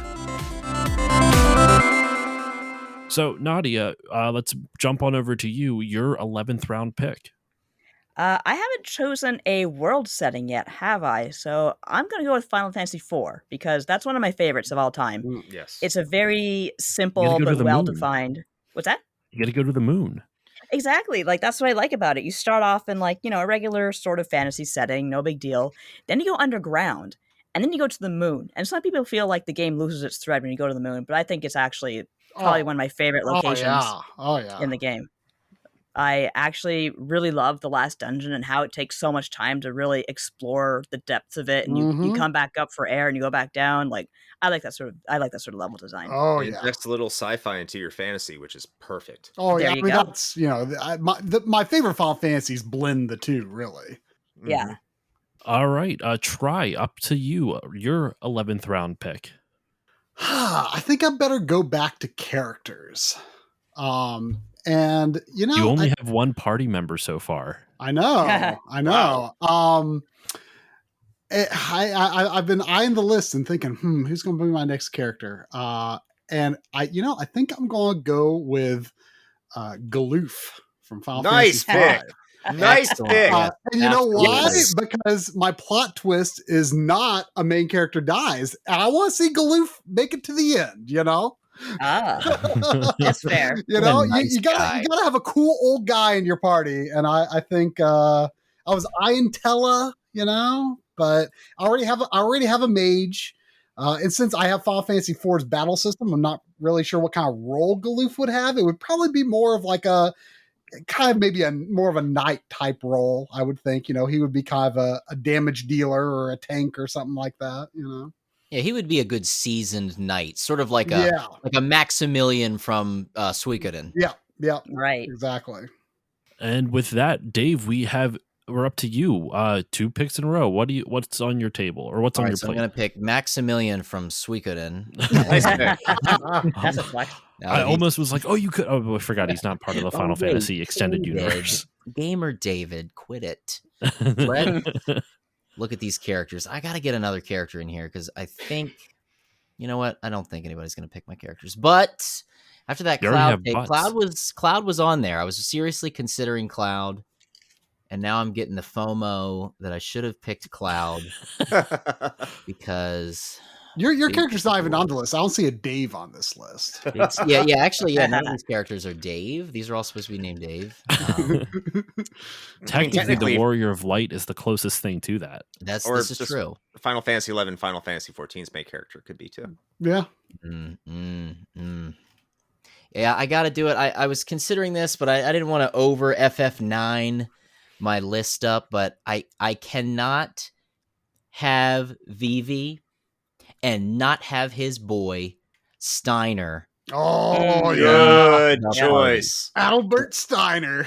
Best arc in Final Fantasy 9, by the way. And here is what's going to be so wonderfully horrific about my particular selections.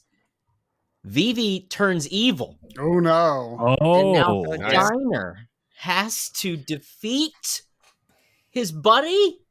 Not good. Is Steiner really all that much buddy with Vivi? I don't know. He is basically he loves Vivi. Let's be real, okay? You've played it. He It's been a while. worships the ground that Vivi it's been a walks on, while. period. I mean, they all do. Yeah, so I gotta have Steiner in there. He's hilarious. He's such a goof, and his his absent-mindedness, his the way that he ignores other things to follow his chivalry and his code Mhm.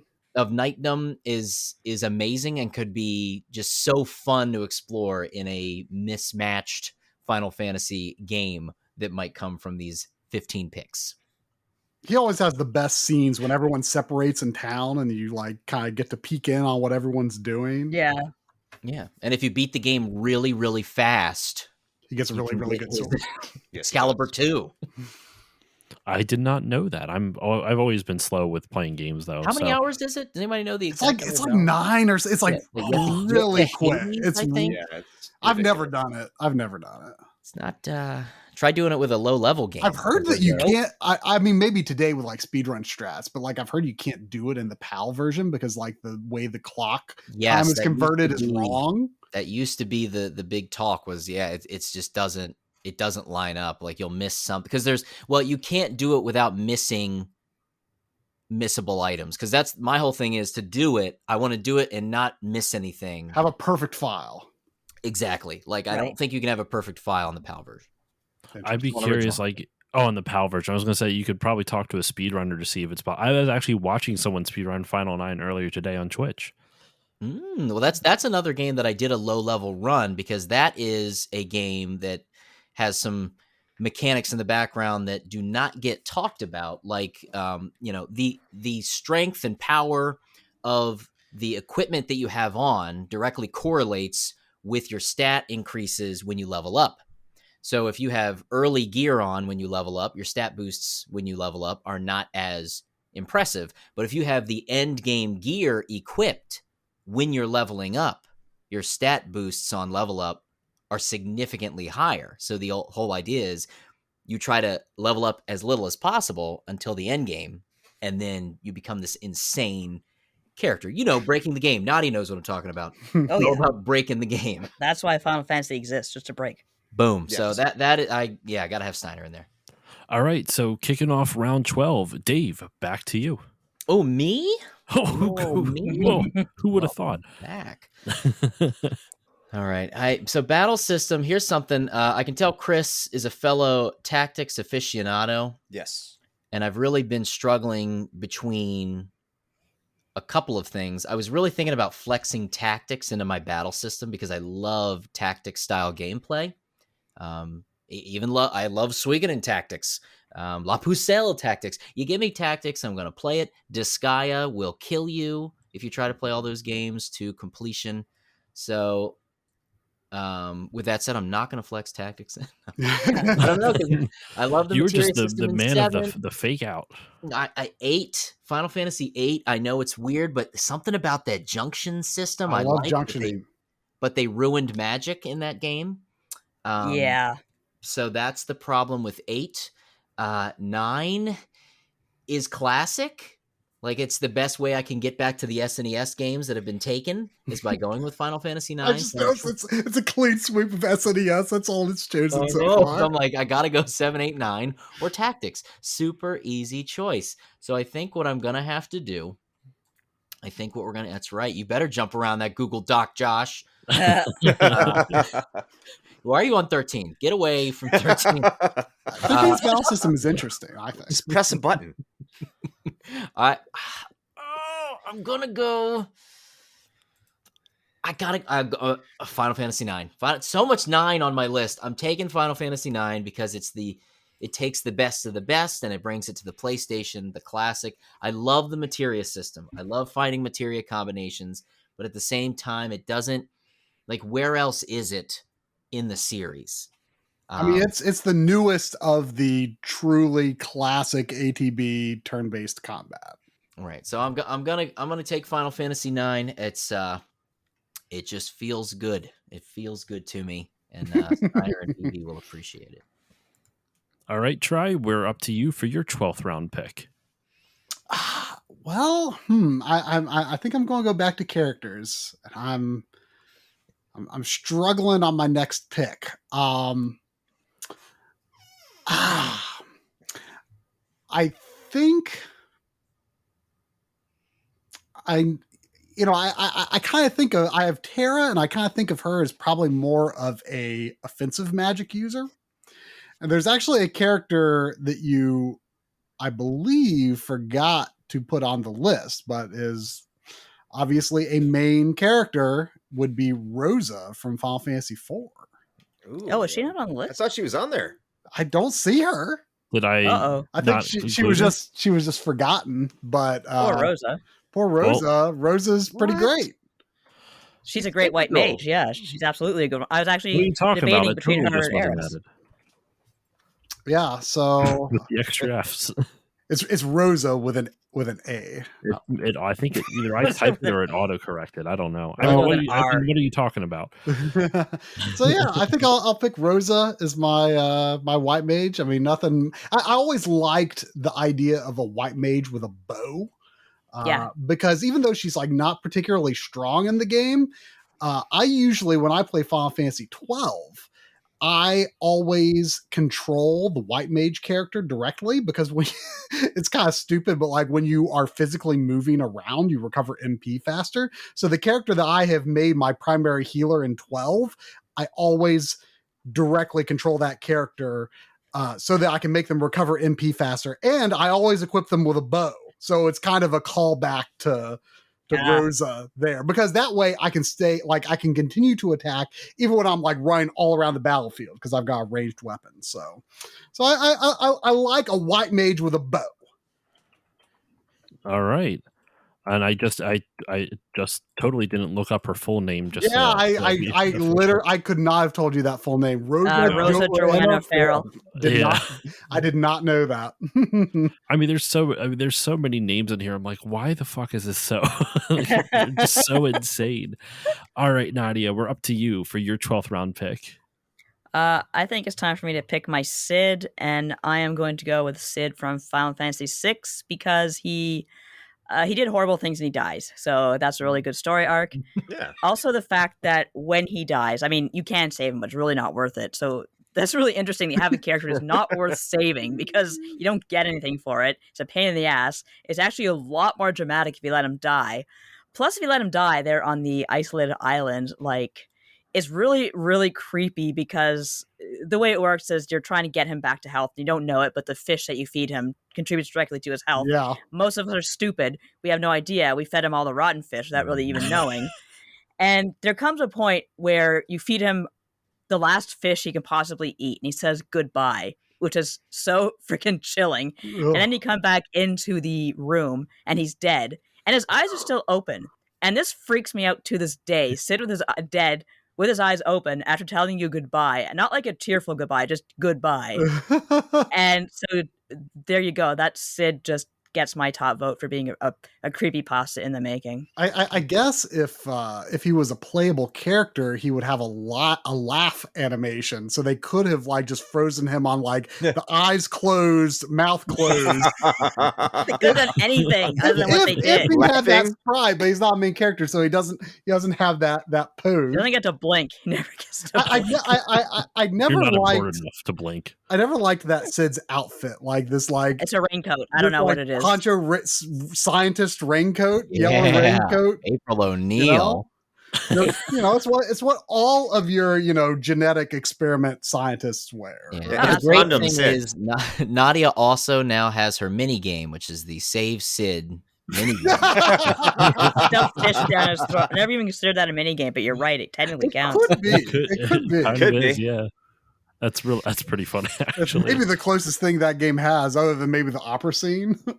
Yeah, which doesn't really count. It's kind of more of a theater than actual Yeah. game. And it's overrated. Gasp. Coming with the hot takes. So with that, all the Sids have been taken except for Dave. So Dave, you have 3 picks left to choose a Sid. So you got some leeway there. Good. Chris, we are up to you for your closing out the 12th round and beginning the 13th. So all the 3 things I have left, I think I'm the only one left to pick these things. And thank you, Nadia, for curing Celeste of her PTSD in my game. So she no doesn't problem. she doesn't have to deal with killing her parental figure. So I'm gonna go with plot twist, and I'm gonna go with 2 worlds merging because I have Kefka. So if he can't destroy the world, he might as well make a calamity and just slam them together. Right, And that like way, a kid playing with cars. Smart. exactly. And that way we can see the worlds that Try couldn't see. We could just jam them into the other worlds, and now you can see everything. I mean, it's kind of a bastardization of what it's supposed to be, but they are merged, and now it's everyone's in pain. But at least you can go to these places because Kefka is so evil in what he did.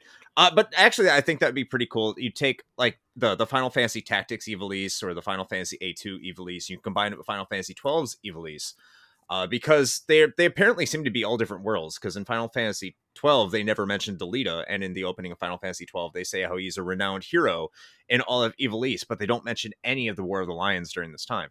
So if you could combine them and merge them in some way, then you can get a lot of that lore that you have from the extraneous Final Fantasy universe. So yeah, 2 worlds merge, causes a lot of chaos, much like it does in Final Fantasy V. That is a clever flex pick.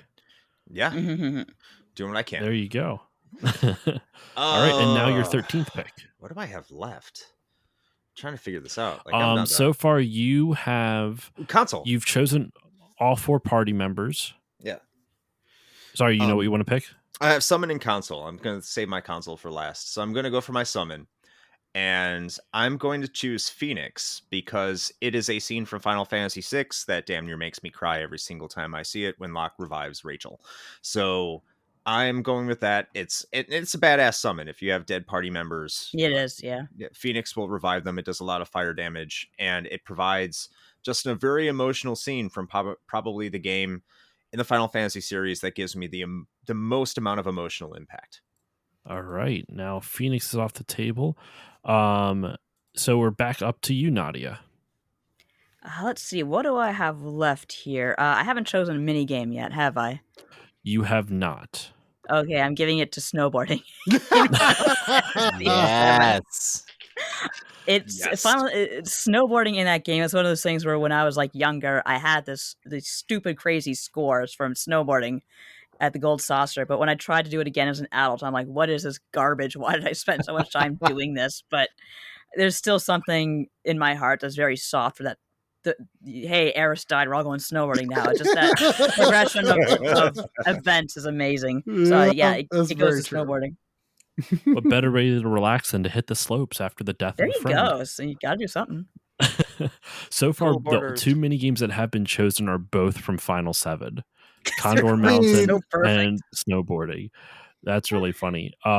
just to let everyone know, plot twist is all done. I believe summon is now all done. There's 2 people who still need to choose Sid. Oh, sorry, 1 person needs to choose Sid. I keep forgetting Chris flexed his in. Soundtrack is done. There's 1 console left. Their world setting is done. Battle system is done. Ultra Boss, there are still 2 left for Ultra Boss. And I don't know about. I think Dave still has to choose his secondary. No, he chose. Someone has to choose their secondary villain. I think, unless we have them all already. I know we have them all. Never mind. We have all the villains already picked I do have 2 out. more So picks left. Yeah. I think I'm just all that's left for me is characters. Yeah, you only have 2 party members left to choose. You're right. Sweet. All right, so Try, you are up next. Round 13. All right, I have to do Ultra Boss, last party member, and minigame. Yes. So I think I'm going to go to Ultra Boss. Honestly, I don't feel that passionate about a lot of these. Some of them I'm like, wait, what even is that? Some of these, a lot of them I don't think I've actually done, or it was so long ago I barely remember. I do got a comment that, like, I see, you have some listed for Final Fantasy 2, 3, 4. I've never liked like this whole thing that RPG re-releases do, where it's like, oh, we got to add like a bonus dungeon or something. And then it's like, oh, you just like fight other bosses from the series that doesn't even make sense that they're there. Of course, Final Fantasy 14 does that, but that's different. It works there. But I've always felt like the added content to like these, NES and Super Nintendo remakes just like are usually not good. So I'm definitely not going for any of those. Really, for me, it's going to have to be like the only games in the series that I even often think about the Ultra Bosses are like the PS1 games. So I think I'm just going to go with, I mean, do Emerald and Ruby Weapon come as a pair here? They come as a pair because it's based per game. They come as a pair. Yeah, I mean, I'm just going to take the 2. I mean, because I feel like you can't. I mean, they were both added for the American release, and the international release that went to Japan. You can't really have one without the other. Like, I can't imagine someone being like, okay, I'm going to just beat one of these Ultra Bosses. Like, no, all that talk about adding bosses, and he picks the ones that got added. Well, that's true, but it was still like a contemporary release. I guess that's true. But wasn't War Mech in the original Final Fantasy in the hallway? I thought War Mech was. Like, at a 1 in 255 chance. Yeah, that I don't know much about, but yeah. I mean, I just, Emerald and Ruby Weapon, like, those are the iconic, like, by far the most iconic Ultra Bosses. I agree. I do agree with the iconicness of them. Yeah. I mean, it's one of those things where, like, I tried to fight them so many times, but I could never actually beat any of them. Same. I also lack the patience to really like figure out strategy, which is why I love RPGs, but I'm terrible at them because I don't do strategy. I'm just like, let's just keep attacking over and over and over again. No, I'm playing through Persona 3 for the first time, and I'm actually doing pretty well with that, which I'm enjoying a lot. Ah, great game. I'm hooked on it. I've been, if it wasn't for, I have a full weekend of recording this weekend. If it wasn't for these recording sessions, I'd be playing it right now. But all right, Dave, we are up to you now to close out the 13th round and begin the 14th. What is your 13th round pick? All right, it is time to pick my mini game. Mini game. Now, I really thought this was going to be a classic sort of situation because, triple triad. I mean, I even like Tetramaster, which I know is sort of like a questionable thing to say out loud around true fans. I prefer triple triad personally. Same. Yeah. But, Chocobo breeding in Final Fantasy VII, I always loved. I like Chocobo racing. Oh, God, yeah. Racing, yes. Breeding, ugh. It's so random and stupid. It's amazing. Ugh. Look, here's the thing, Try. Game Dave loves making babies, but I'm gonna go with It's a wonderful Chocobo. That's right, here it is, because I gotta give it some love because I didn't think it would get much tonight. Final Fantasy 15. Oh. Fishing. Yes. Yeah. Give me that Wasn't monster that of the added deep. like later on or something? No, I but don't there think was a so. Monster of the Deep game that came out in addition to it. Oh, okay. Which is the only VR game I've really played, and it's the only VR game I need to play. Good choice. Yes, I've got to go fishing. Final Fantasy 15. It was not. It wasn't crazy complicated. There was no lengthy tutorials. You just played it, and you just did it. And Gladio would try to coach you up. Come on, you're gonna break the line. Come on, knock. So I loved it. I loved fishing, and I did the full mini game from start to finish. Got all the best lures and everything. Loved it.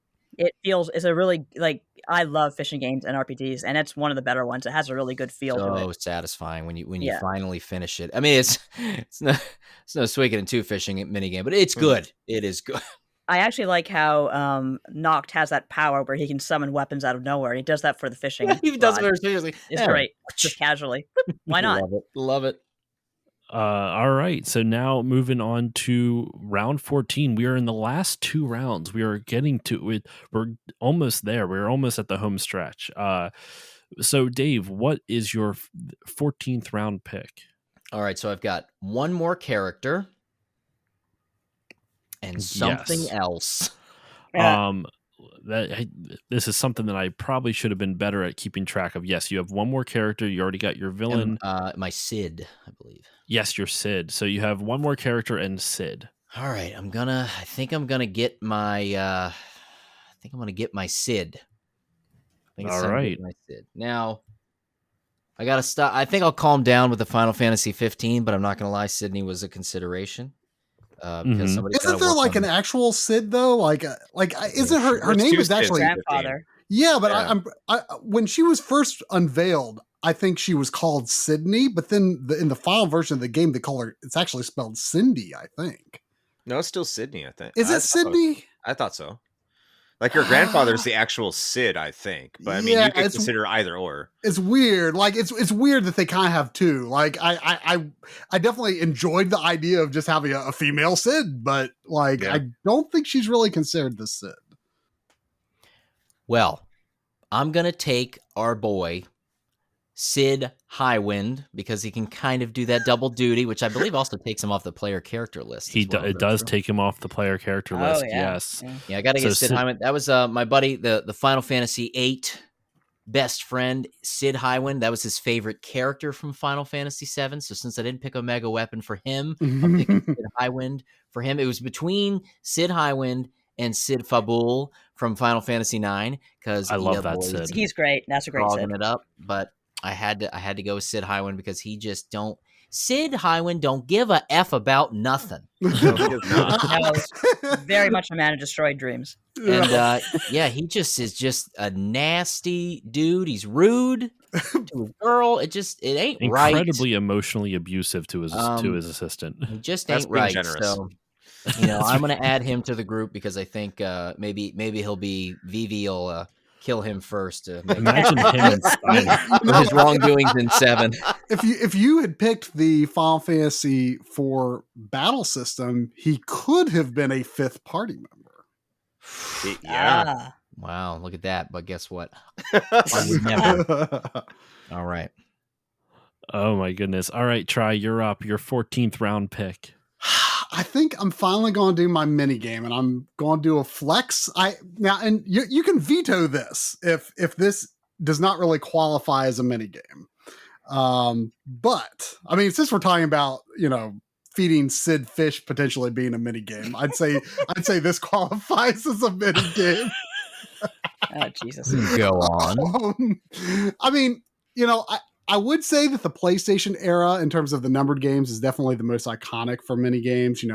Triple Triad, Tetra. I mean, I like both. The problem with those is I'm really bad at them. Like I look at the rules, and I'm like, oh, okay, I get it, and then I do bad.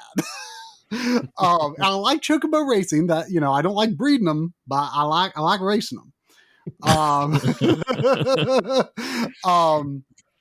But and then you go to Blitzball and Final Fantasy X. Like, oh my gosh, I despise Blitzball.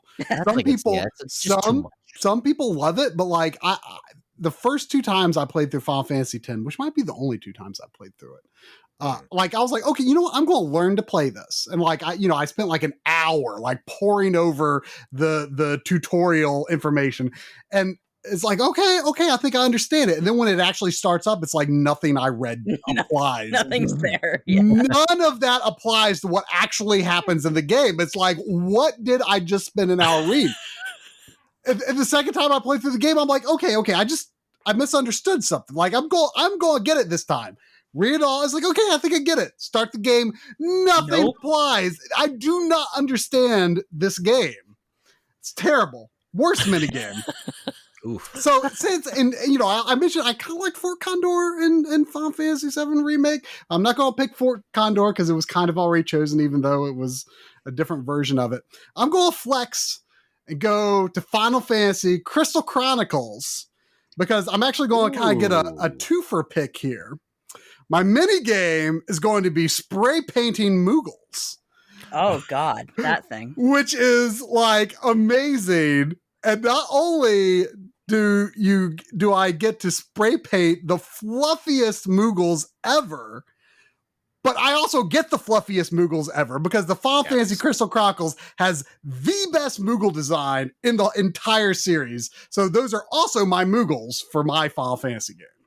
They're adorable.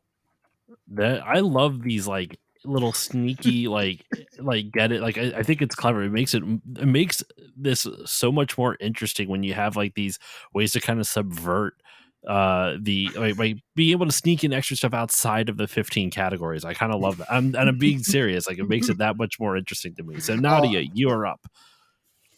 Let's see. I guess I have 2 characters left. I am going to go with my next character as Kane Highwind because I'm a simp for him completely. And I know Dragoons are useless, but I just think they're so cool. I main a Dragoon in 14. I think Estinian's an amazing character. I, again, think Kane is a lot of fun.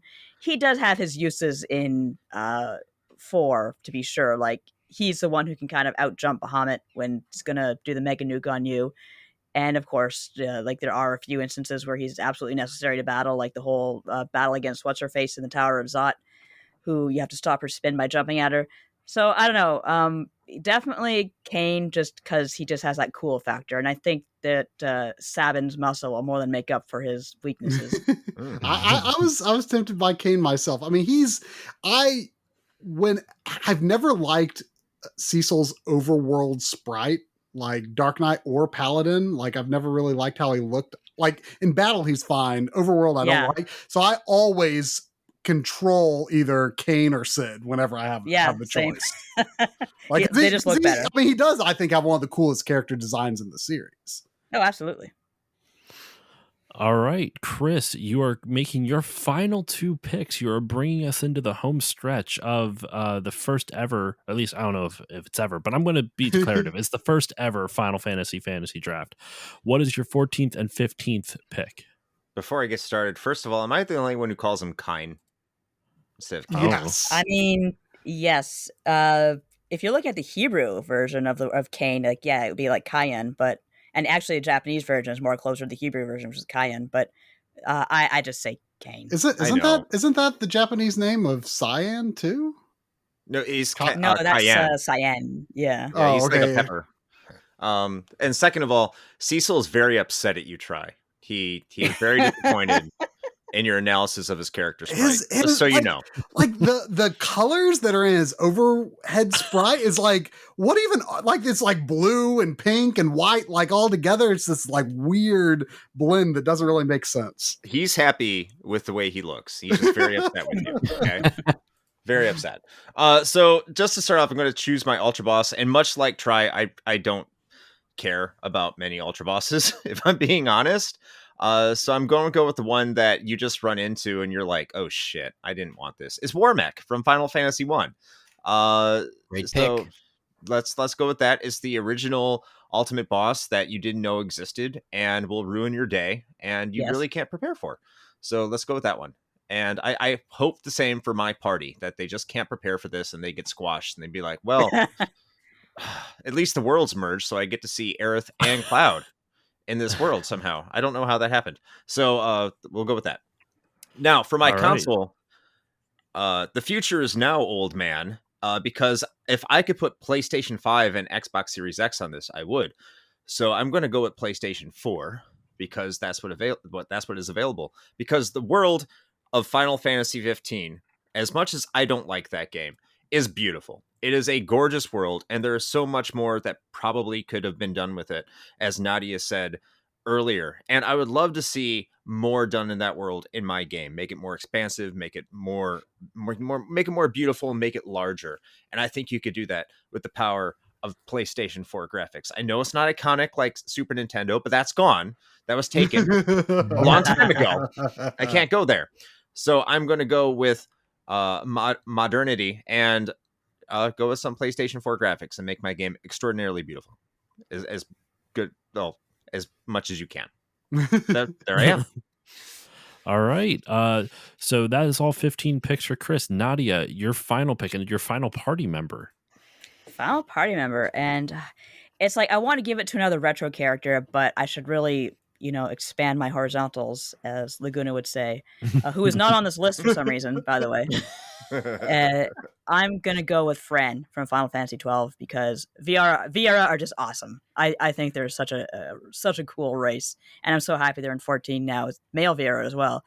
But the only reason I would kind of hesitate to put Fran here is because I'd have to separate her from Balthier, who's, I don't know, to me, they're like the perfect RPG couple. They're like they've been married for like 50,000 years. So I'm giving it to Fran. Yeah, because everyone has to look at a nice butt once in a while. Ain't that right? I mean, Balthier, whether I pick him or not, he's possibly technically in my game because he's Sid's son. And My because of that Sid's butt. son. Yeah. He is the leading man. He is. That's true. All right, Try. What is your final pick in the draft? Whew, man, there's a lot to choose from. I definitely want to pick a male character because like most Final Fantasies are like 50-50 male-female split, or at least like starting like, PS1-ish onwards. Usually. I'm tempted to go for a non-human character because like I remember being disappointed when I saw that like all the main characters in 8 were like, oh, they're just humans. Cause like, 6 has, you've got Umaro and Mog, and 7 has Red 13. And, it's like, it's a fantasy game. Like, why does everyone have to be human? So that's tempting as well. I've got a healer. I've got a nuker. I've got, I'm thinking Galoof is kind of like an experienced knight of some kind. So it's got to be some other kind of like physical attacker of some kind. You know what? I think I will go for Balthier because, like you said, he is the leading man, and I like the idea of a character who insists that he's the leading man in a game that has no leading man. Yes! No main character. So, there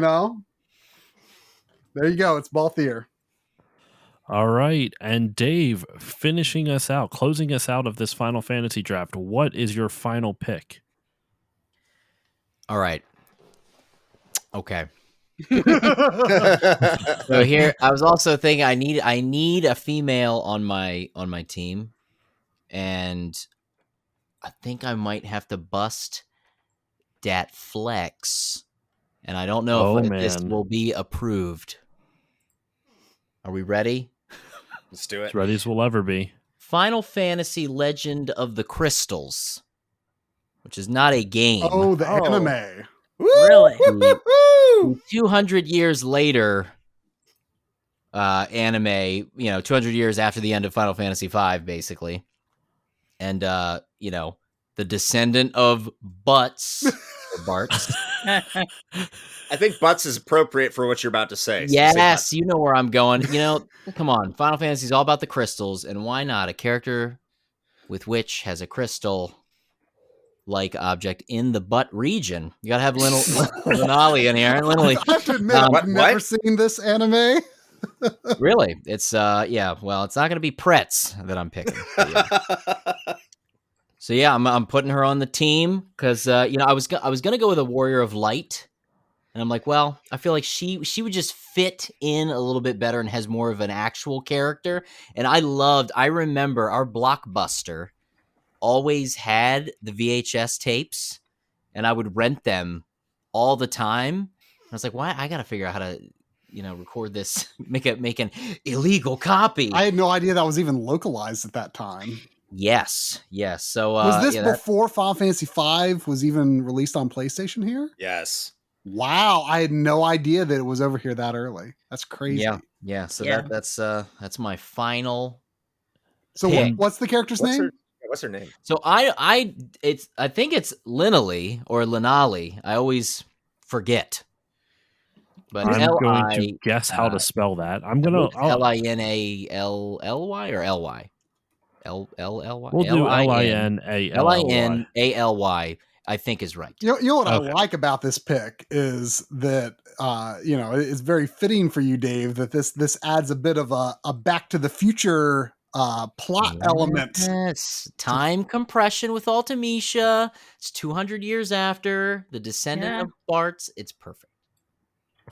Okay, so we have now closed out this fantasy draft. So let's review, shall we? We've gone on. This is a long episode. Holy shit! We have gone on, and I'm trying to organize this so that way everything's not like all over the place. So I have on our spreadsheet here. I put all the party members together. I'm putting the villains and secondary villains together. I have no idea what a good order for all of this would be. Like, what would be the ideal thing to like best way to read it often. But Chris, we'll start off with you. So your ideal final, well, I should say ideal, the closest to ideal you could get before everyone stole other things. Yes. Is you are in Final Fantasy 12. The world you have placed your game in is in Final Fantasy 12. Yes. Ivalice. You have your 4 party members who have to save this world are Cecil, Yuna, Yuna, Celeste, and Cloud, and they have to defeat Kefka, who sends his minion, the Emperor, after them, and the big while all the while making sure they don't run into War Boss. But thankfully you do have Phoenix as your summon, so you could hopefully bring them all back to life. How are they doing this? Well, with the Final Fantasy V battle system, which I don't know well enough to describe in good detail, but exploiting everything. By exploiting the hell out of everything. There we go. And what do they do for their time off? They like to go to Condor Mountain and play war games. Baby. And over the course of this journey, they meet their favorite Cid, Orlandu, the Thunder God. And in the beautiful graphics of the PS4, they get to listen to the wonderful music from Final Fantasy VIII. I think I got everything in there. Sorry, the plot twist of 2 worlds merging. Ooh. There, yes. I don't have anything creative to add. They run into a bunch of perky characters named Ramza, Delita, Cloud Strife, and Aerith, and they just say hi to them. And there are many versions of Ivalice, so yeah, there are. I can see this merging happening. Oh my goodness! So Nadia, for yours, you have a world setting of Final Fantasy IV, and to save this world from, from Emmett and Sephiroth, you have assembled this crack team of Sabin. I hate all these names. Sabin, Aerith, Kain, and Fran. And sorry, I just you have Sabin Figaro, Aerith Gainsborough, Kain Highwind, Fran. Does Fran have a last name? Does anybody know? Bunny girl. Probably according to what her tribe is in the forest or whatever. I know that like in 14, the Viera have naming conventions, but I don't know about in 12.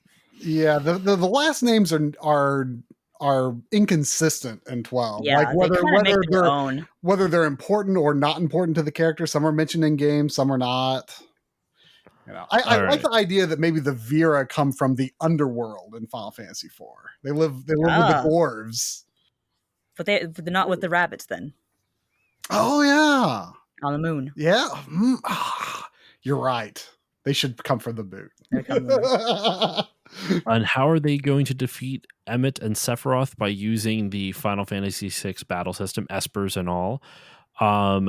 It is important to note, though, that one of your party members is the child of Emmett. You find so I need to ask you, who is the offspring of Emmett? It's gonna be Kane because that's his luck. It's just his luck. Oh my goodness. All right. So then we have I'm trying to still organize this, and I already lost my place. The ultra boss they're trying not to run in is Kaiser Dragon. Sounds very German. And then while all their favorite Sid that they encounter is Sid del Norte Marget. Which game is this Sid from again? 6. 6. But thankfully they can defeat Sephiroth as Emmett with Bahamut Zero, their favorite summon. They only get one, so they can only choose that one Who summon. they surely found on the moon. Who they Yes. found on the moon. Hey, Absolutely. that works with your Yes. world setting. It absolutely does. Was that planned out ahead of time? No, just Bahamut comes from the moon by default because he's awesome. It's very serendipitous. It kind of works out really well. It But does. while Kane is dealing with the awful mental blow of learning that his father is Emmett, he goes snowboarding to relieve some of that stress. Yeah, that tracks. Good. Yep. And this is all rendered in beautiful PS1 polygons. Oh my god, I just ruined it.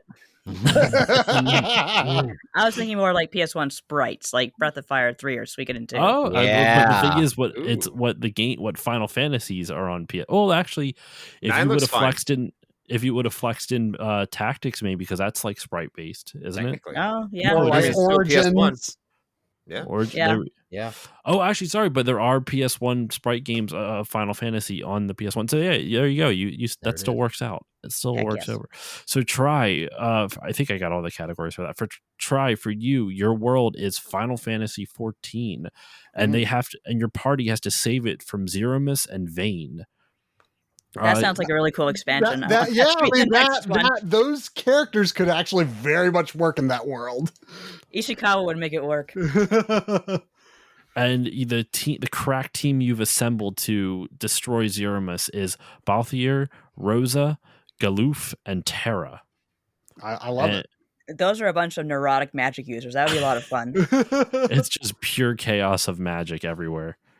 Spells going, magic missile the darkness or something. I don't know. Bring some D&D shit into this. They hope they don't run into Emerald and Ruby weapon during their adventures, but they can fight using the Final Fantasy IV battle system. Their favorite Cid is Sidolphus, and Who's also a villain. He's like Who's he's the tertiary villain.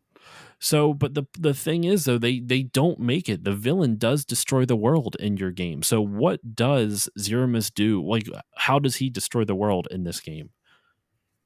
In your ideal Final Fantasy? Well, I mean, that's kind of the tricky part, because Zeromus is like he's stuck on the moon, so like I can't really imagine Zeromus like getting out there and doing dirty work. So, I mean, obviously he has to do this by controlling Vayne Solidor, the secondary Yeah, that makes sense. villain. So he may not, the world may not be destroyed by Zeromus's hand, but it is, the one he is controlling.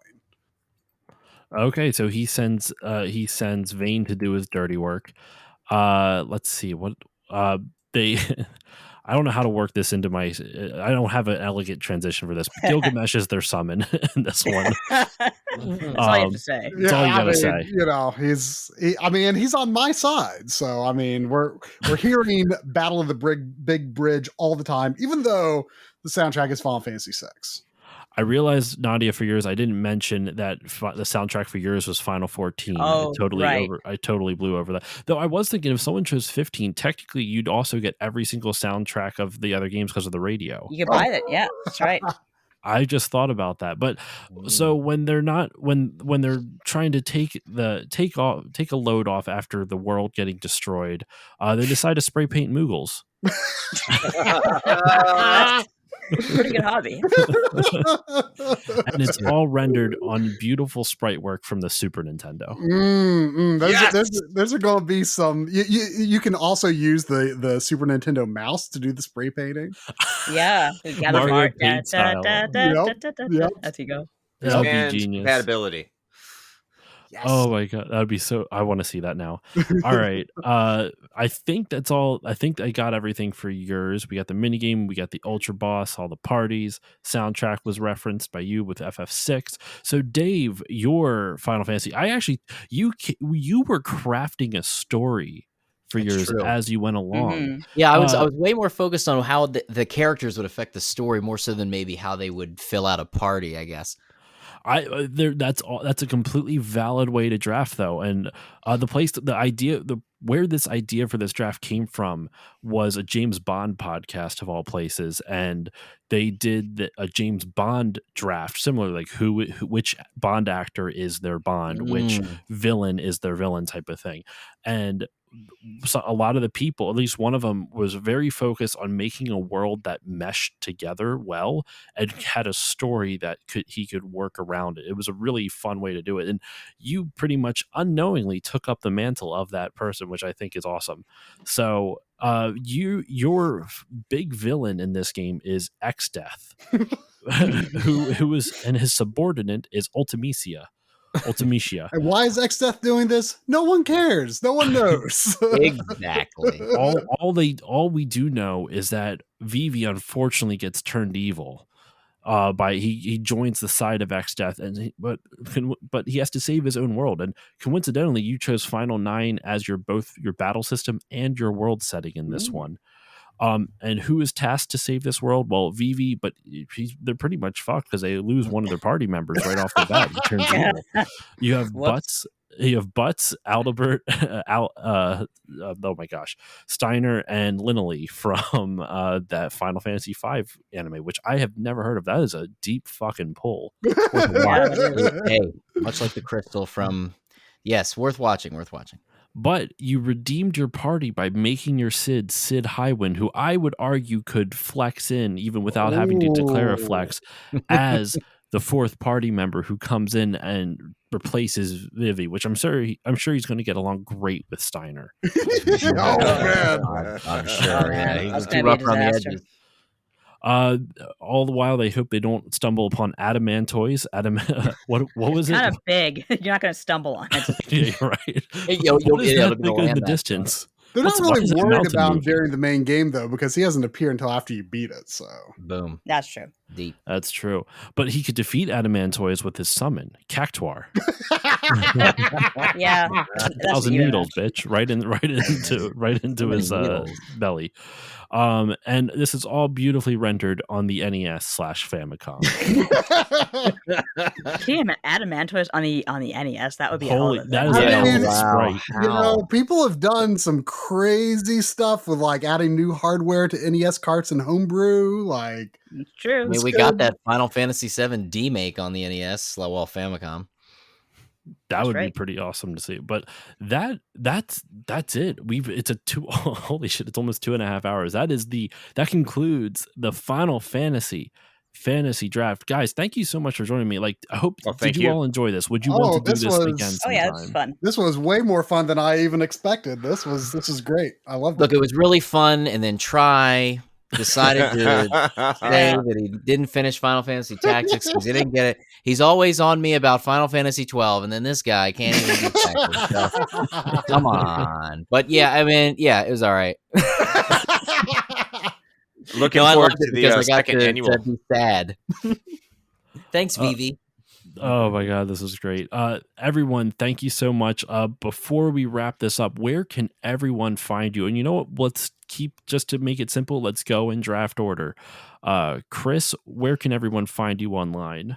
So once again, I am from the Retro Hangover podcast, and you can find us on pretty much any podcast streamer of your choice. I don't know what the word is to say podcatcher, and apparently that's not right. But whatever. Wherever you listen to podcasts, you can find us, Retro Hangover. And we also have a link tree, which is linktree/Retro Hangover. That's linktr.ee/Retro Hangover for everything that's prevalent where you could find us. All right, Nadia. I am on Twitter at Nadia Oxford. I am also at the Axe of the Blood God RPG podcast, which is patreon.com/BloodGodPod. You can also hear me on Retronauts from time to time, and I still write things on occasion. You can dig those up. I'm sure they're around somewhere. Try. I am on the YouTube channel, My Life in Gaming, and we release videos there when they're done, and we stream on YouTube every Sunday night at 8 p.m. Eastern, and I also stream every Monday night starting at 7 p.m. On Twitch, the Backloggery Twitch channel. I'm one of the founding members of the Backloggery backlog tracking site. So yeah, that's pretty much. I'm not really on Twitter anymore. So, I don't blame you. Yeah. I don't blame That's you. a hellhole. Yeah. I will have to give you a follow over on Twitch because I'm always looking for more stuff to watch. But last and most certainly not least, Game Dave, where can everyone find you online?